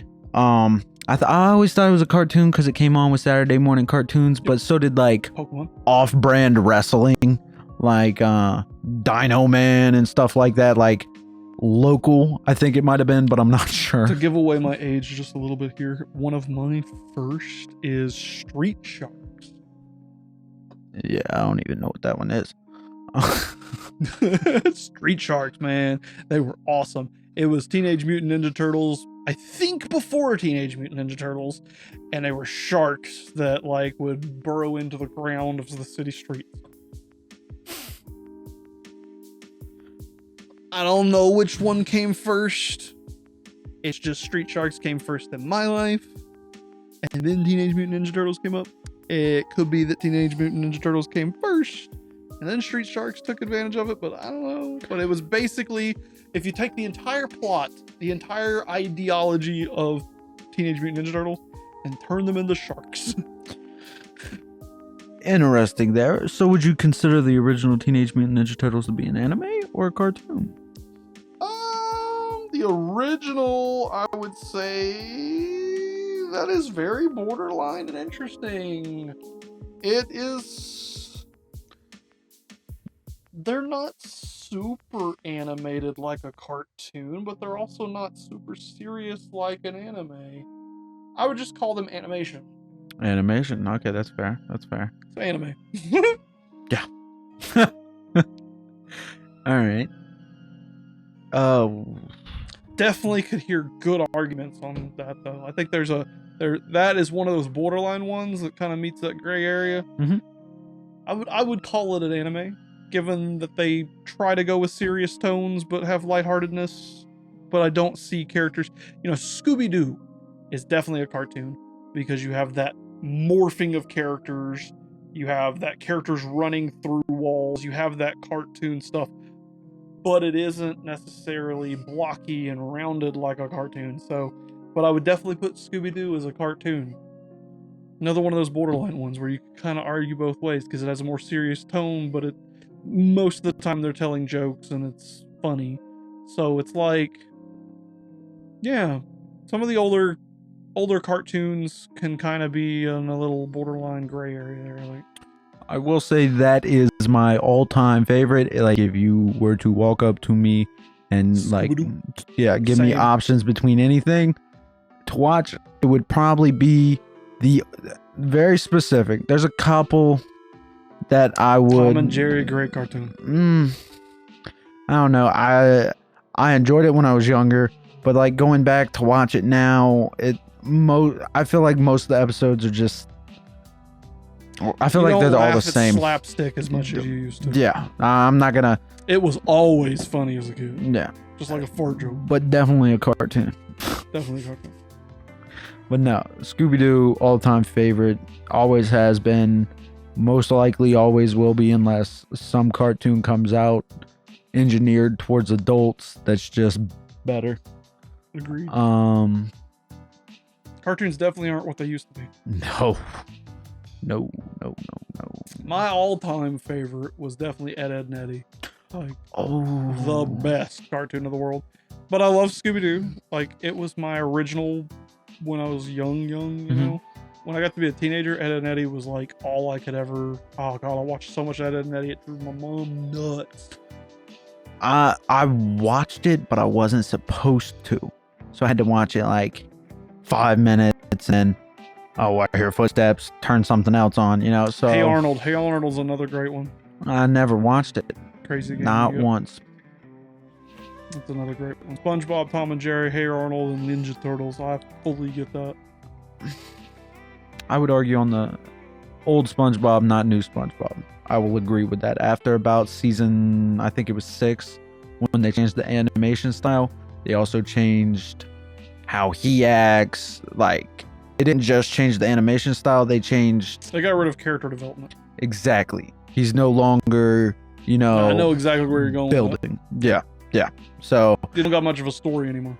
It's all just the same. You want to go jellyfishing? It's every episode is exact same plot, different scenarios. So, I mean, I won't say I still love SpongeBob. If it's on the TV, I won't turn it, but I wouldn't put it up there in the greats with Ed, Edd n Eddy and Scooby-Doo. No. Cartoons that need more love that people just don't talk about too often, in my opinion, is All Real Monsters. They were ahead of their time with both topic, animation style, and storyboarding in general. All Real Monsters is a gem among gems and is completely underrated and forgotten by so many people. All Real Monsters is easily one of the best things in the world. I don't think I've ever even heard of it. Yeah, I gotta show it to you. A lot of people forget the name, but they know the animation when they see it. Like, I'm gonna show you a picture and you can tell me if you've seen it or not. All right, I'll name a couple while you're searching that up.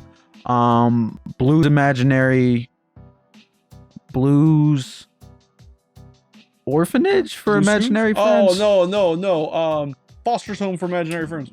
Foster. Also revolutionary for its time, completely different art style, underrated among peers. Solid. And then there's All Real Monsters.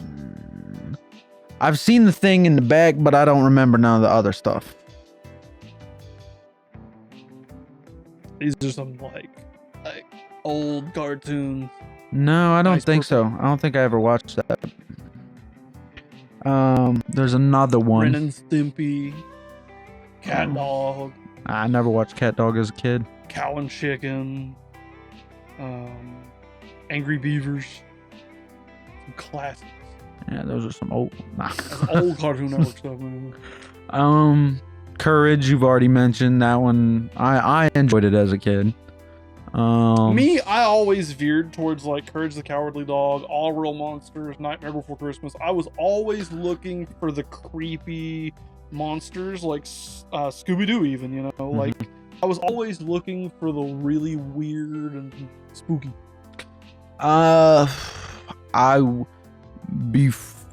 Let's say this, about 5 years ago, I probably would have agreed with you and been like, oh, Nightmare Before Christmas, love it. It's became oversaturated. Yeah, it's getting a lot of love from hot goth chicks. At one point it was, and yes, now it's changed completely. I would say yes and no, because I mean the hot goth chicks, they still, of course, they still love it, but it's introduced itself to hot goth chick's daughter.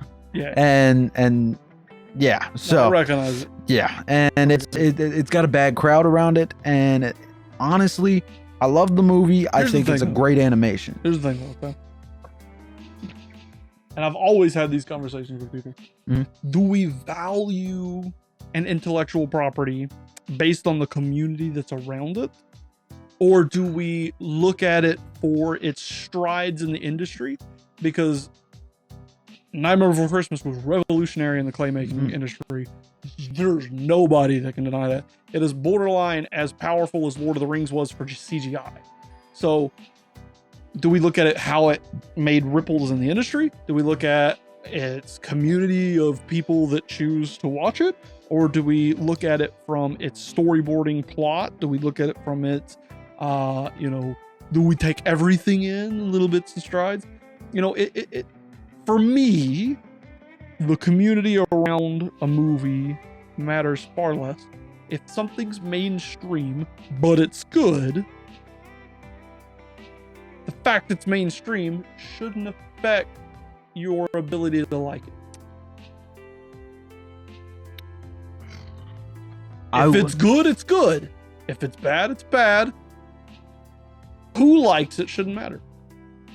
I would agree, but I don't want to say I view the mainstream and like the viewers over, but I don't.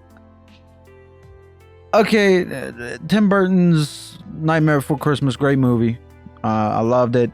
Made strides. I didn't know it was even claymation until like 10 seconds ago. So it's stuff like that I don't want to say I could care less about, because I mean, that's cool. It's a cool fact to know. Hey, you know, Tim Burton made a movie. It was all claymation, big strides in the industry. I love that. You know, I can tell my kids about it one day, you know, or some random stranger I meet on the street. Like, random stuff like that. But I also feel like I judge a movie based on the people surrounding the movie, because they have no effect on the movie. This is true, but if okay. Check it out. Just follow me on this real quick. Not to interrupt you, but if I was to show you a movie, you had no context, you didn't hear anything about trailers, and you didn't see anybody else's opinions of it, you know, it is something that, you know, is brand new, like you don't know who likes it and who doesn't like it, and it's a really good movie. You loved it. You came out of that movie going, dang, one of the best movies I've ever watched. It had everything I ever liked, period. You're going to tell me that you're going to walk out of there, and when you find out the preppy whatever community, it's adored by everybody on the planet, like, you're going to tell me that like the most annoying people in the world that love it, that you hate, that's going to ruin the movie for you? Isn't that exactly what happened with Nirvana? No, not Nirvana, Nickelback. I like Nickelback. Exactly, you like Nickelback. There are several thousands of people that will complain about it. Because other people complain about it. Exactly. See, I don't let other people dictate what I like. I don't either, but at the same time, when you're in a conversation with someone, and all they want to talk about is Nightmare Before Christmas for 3.5 hours long, you kind of start to hate the movie. And you kind of start to hate the community surrounded by it. See, here is where you remove the movie from that conversation. Here's where you start to hate that person. Oh no. I got there a long time ago. You get what I'm saying? Like, this person is annoying. Yes. The movie's not. Yes, but I don't feel like the movie was good enough to redeem itself from its community. Don't get me wrong, Tim Burton movies, love them to death, but I don't feel like Nightmare Before Christmas was my cup of tea, you know, my entertaining and that's enough acceptable to revive it from that 3-hour long conversation. See, that's the thing, all right? If you don't enjoy it for what it is, that's acceptable to me. I'm not going to get mad at you for it. But not liking it because of someone else's opinion, don't let them control your inner working. I'll give myself away live on TikTok and Twitch here. I was a brony, and I'm super proud of it. You was a what? Say it again. I was a brony. Mm-hmm. Still love it. Mm-hmm. I even got figurine. I'm not gonna lie, I never watched a single episode. Now, here's why. All right, now let's talk about this. Let's get into some context. There are groups of people that really make that a strange thing. But they are not me. And their opinion of the show does not represent my opinion of the show. I enjoy the show on its own merits in its own way. And I don't allow this cultural identity of it. Because with me, I got into it before it got like super popular. Okay. What made it interesting to me, okay, was at the time I was working, I think, for the railroad back at RoadSafe. Had a really stressful job. I have a long history of cartoons from SpongeBob and stuff like that. And at the time, those were going away. There was no more classical cartoon styles of characters running through objects and stuff like that. Now, the old MLP is very much for girls. This one was made for basically anybody. It had very specific kinds of comedy, had classical cartooning, characters running through walls, slapstick comedy, people getting hit with bats, stuff like that, and it kept a lighthearted thing. So in my dreary day-to-day, where I had a stressful job, it was nice to have some uplifting, colorful things on the screen telling me to have a good day, and then making some funny jokes and doing some stuff that I've seen from Courage the Cowardly Dog. Because let's all be honest for a moment here. Tara Strong made a lot of our favorite cartoons. She made and voice acted for a lot of our favorite characters. Tara Strong. Is she the one that did Timmy Turner's voice? Yep. Oh, I know exactly who she is, and holy crap, that woman is talented. Yep, and she made MLP. Oh. Check Makes this out. sense. I'll give you a little list of things that she's done. All right. You know, you got the Fairly Odd Parents, you got the original Teen Titans, you got the Powerpuff Girls, you got the Boondocks. Who does she voice in the Boondocks? From 2005 to 2014, she voiced... Oh, it's the lawyer's wife, I bet. I can't remember. I gotta look up who it was. Sydney McPherson. Anyway, she did Rugrats. She did Rick and Morty. She's done Chowder. She has done the original Batman animated systems. She's done Danny Phantom, Ben 10. She's done Foster's Home for Imaginary Friends, Jimmy Neutron. She's done Samurai Jack. Every single one of my favorite childhood TV shows. So, MLP stuff was hated. because it was originally a girls' cartoon show. But they made an appeal to literally anybody that would have watched it. They went back to some classic style cartooning, and it sucked me in. It was a cool thing. Then it got to like season 4 and 5, and it got out of whack, and I've left it. Like, you know, it was just a fleeting thing during a depressing time of my life that I won't get into. Are you talking about the newer? Like the one that was recently released? Nope. Okay, I was about to say. I watched a couple episodes of that, I won't lie. I mean, it's had like 7 or 8 seasons now, I don't know, but it was out when I was in Road Safe, so like 7 years ago is when it came out. I don't know what's recent. Oh, yeah, that's about right. I watched an episode or 2 of it, I think. Oh, it was awesome. I mean, it just had good storylining and made similar to the cartoons that I grew up loving. I mean, I watched Powerpuff Girls when I was growing up because back then we didn't have a choice in what cartoon we watched, you know? You would have Nickelodeon, Cartoon Network, the WB, and if a commercial came on, you'd swap between the channels, but whatever was on at the time was whatever you had. So sometimes Nickelodeon was doing some sort of like teen soap opera thing that I had no interest in. Sometimes WB was doing sports, so I would have Cartoon Network and it would just be Powerpuff Girls, and I would go, you know what? I'm watching Powerpuff Girls because I'd want to watch cartoons over literally anything else. So I ended up watching Powerpuff Girls as a kid. And it was awesome. And it was for anybody. It was beating up Mojo Jojo and like monsters and like stuff like that. Like, it wasn't made just for girls. And Tara Strong took that energy and made it into MLB. Yeah, I was about to say Powerpuff Girls. I would, but I wouldn't. I wouldn't consider it a girls show. I mean, I watched it when I was a kid. I listened to the audiobooks. Now, your dad watched the original My Little Pony, the one made for girls. Oh, that sounds about right. So you want to talk about a little bit strange? Now I can go a little strange on that. That's a little weird. But they felt more like Care Bears at the time. Care Bears was for anybody. They kind of filmed the old My Little Pony kind of like Care Bears, but it was Care Bears for girls.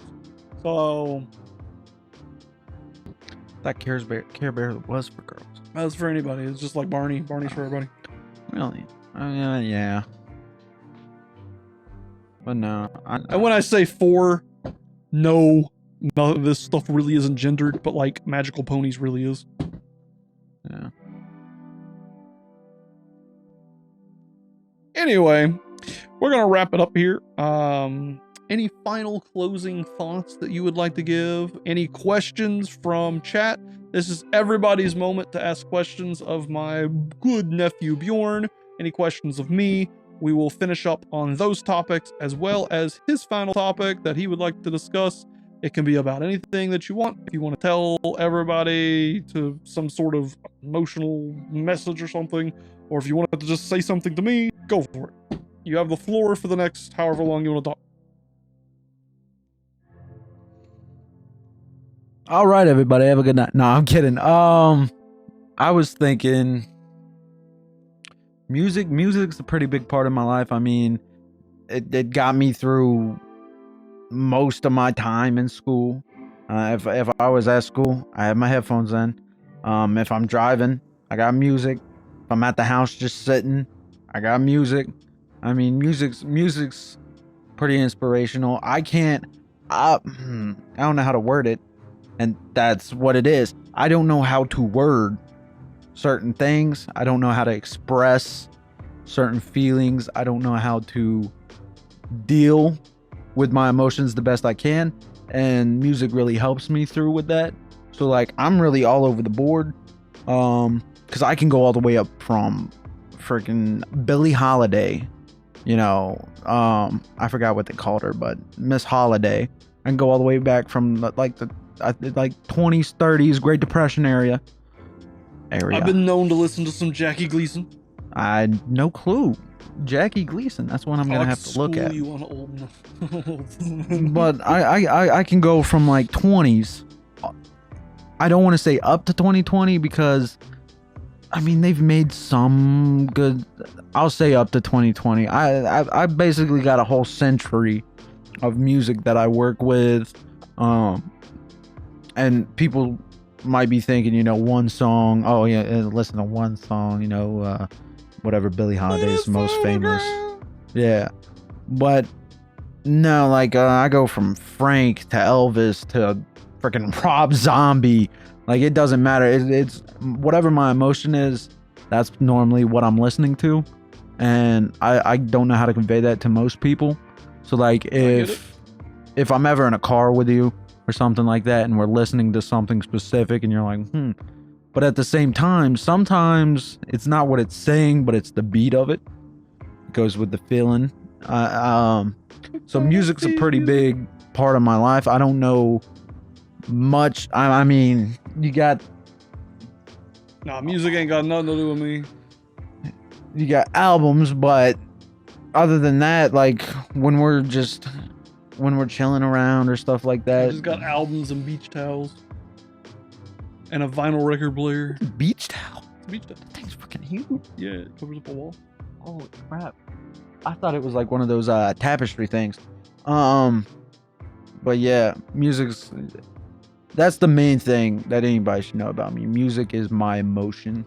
I get that. Conveyor. Hey. Thank you for resubbing TMA 23 months now. Appreciate you. Woohoo! What's up, TMA? Appreciate you, TMA. Let's go. All is doing great. But no, music is definitely deep for me, you know. I've had a passion for music for a long time. I wish I could have gotten more into like learning my own instruments and learning how to make music and stuff. I'm just not like gifted in that direction. Same thing with like art. Like I've always wished I could do art properly. I got into clay and I did pretty good on clay. I made a dragon and stuff like that. Like I can do some pretty cool clay stuff, but I can't hardly draw a straight line, let alone draw anything of meaning, you know what I mean? But music's awesome. I always love music. I've always had like kind of diverging tastes. There's like two wolves inside of me. One of them is wanting to listen to Rob Zombie nonstop and like some crazy death metal and things. The other one of me is like wanting to listen to like smooth jazz and like older stuff. You know, FKJ's Tadao and stuff like that is like minty. Otis Stacks, really smooth kind of sounding things. Joji. And then the other one is over here like, let's just roll Super Beast and call it a day, you know what I mean? The bodies hit the floor. Yeah, I got you. You know. But yeah. I've listened to Metallica. I think Metallica's slightly overrated. They do great. They made great strides in their industry. I will recognition, you know. But there's a lot of other metal artists out there that could have had a lot more recognition, in my opinion. And easily one of the best guitarists in the world. Oh crap! I'm drawing a blank just like I did earlier with the Lord of the Rings thing. Oh, I hate it. Which album? Screw it. I'm just gonna move on. Doom.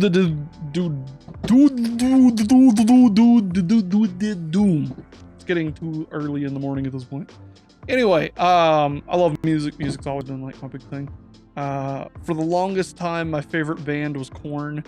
I just had a really big connection with John Davis.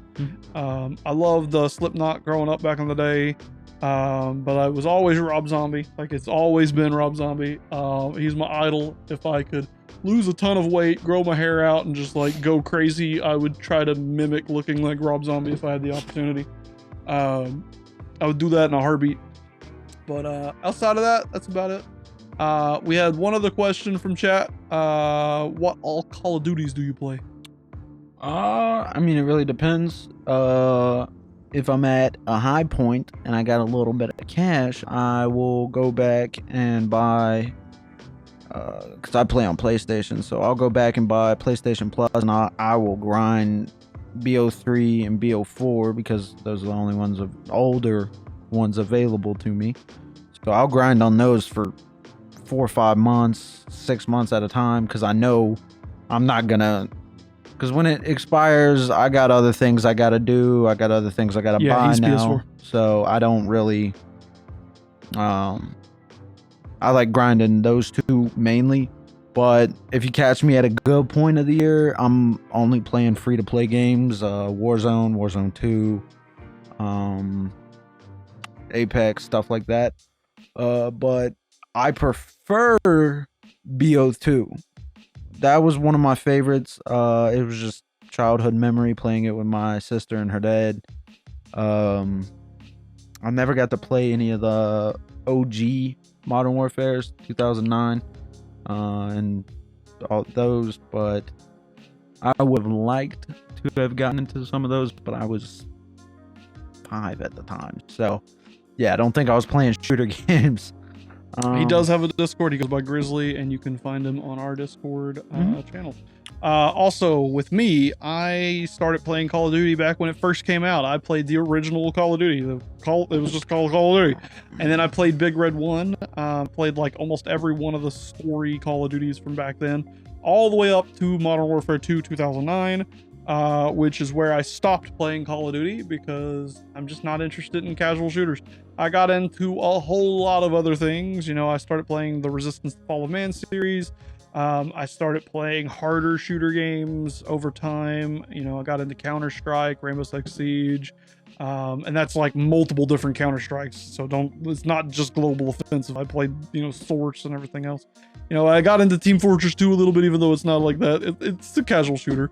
You know, honestly, when I really start to think about it and sit down here, Team Fortress 2 is more competitive than Call of Duty games. And that's just a fact. Like, you have to really work with your team. In Call of Duty, you don't. Both of them are casual shooters. For me, Call of Duty has always been a baby game, and it will always be a baby game. I jumped back onto the Call of Duty Modern Warfare 2 2022, you know, and I've already gotten bored with it. Like, I get bored always winning, and other than like Warzone, because Warzone's set up to be an infrequent win. Like, out of 100 people, only one person's gonna win, you know, or one team. So getting first place isn't winning. Technically, you can win if you're in the top 10, in my opinion. At that point, it's just like marathons. Like, if you get in the top 10 of a marathon, you won. You did good. Like, people aren't gonna go, oh, you suck. Like, if you got a marathon of 1,000 people and you got 10th place, that's really good, you know. So you don't have to get Victory Royale to be considered a winner in Warzone, and it's fairly easy at the end of the day. But it's just a casual shooter. I just get bored with them. I'd rather play Tarkov. So that's it. We're gonna wrap it up. Thank you guys for watching. Thank you guys for hanging out with us on the podcast. This is one of our longer podcasts because we rambled a lot, but it's perfect. That's how we talk all the time. Yeah. This really was just a conversation we usually have all the time, you know what I mean? And hopefully you guys enjoyed it. Stay tuned for more. Peace. Y'all have a good one.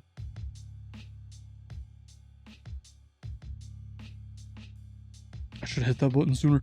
Anyway, here's a little segment of me talking for a second here while I'm waiting for my extremely laggy computer to catch up, because I have so many processes on the computer that my Stream Deck takes 10 years going to the next page. Thanks for watching.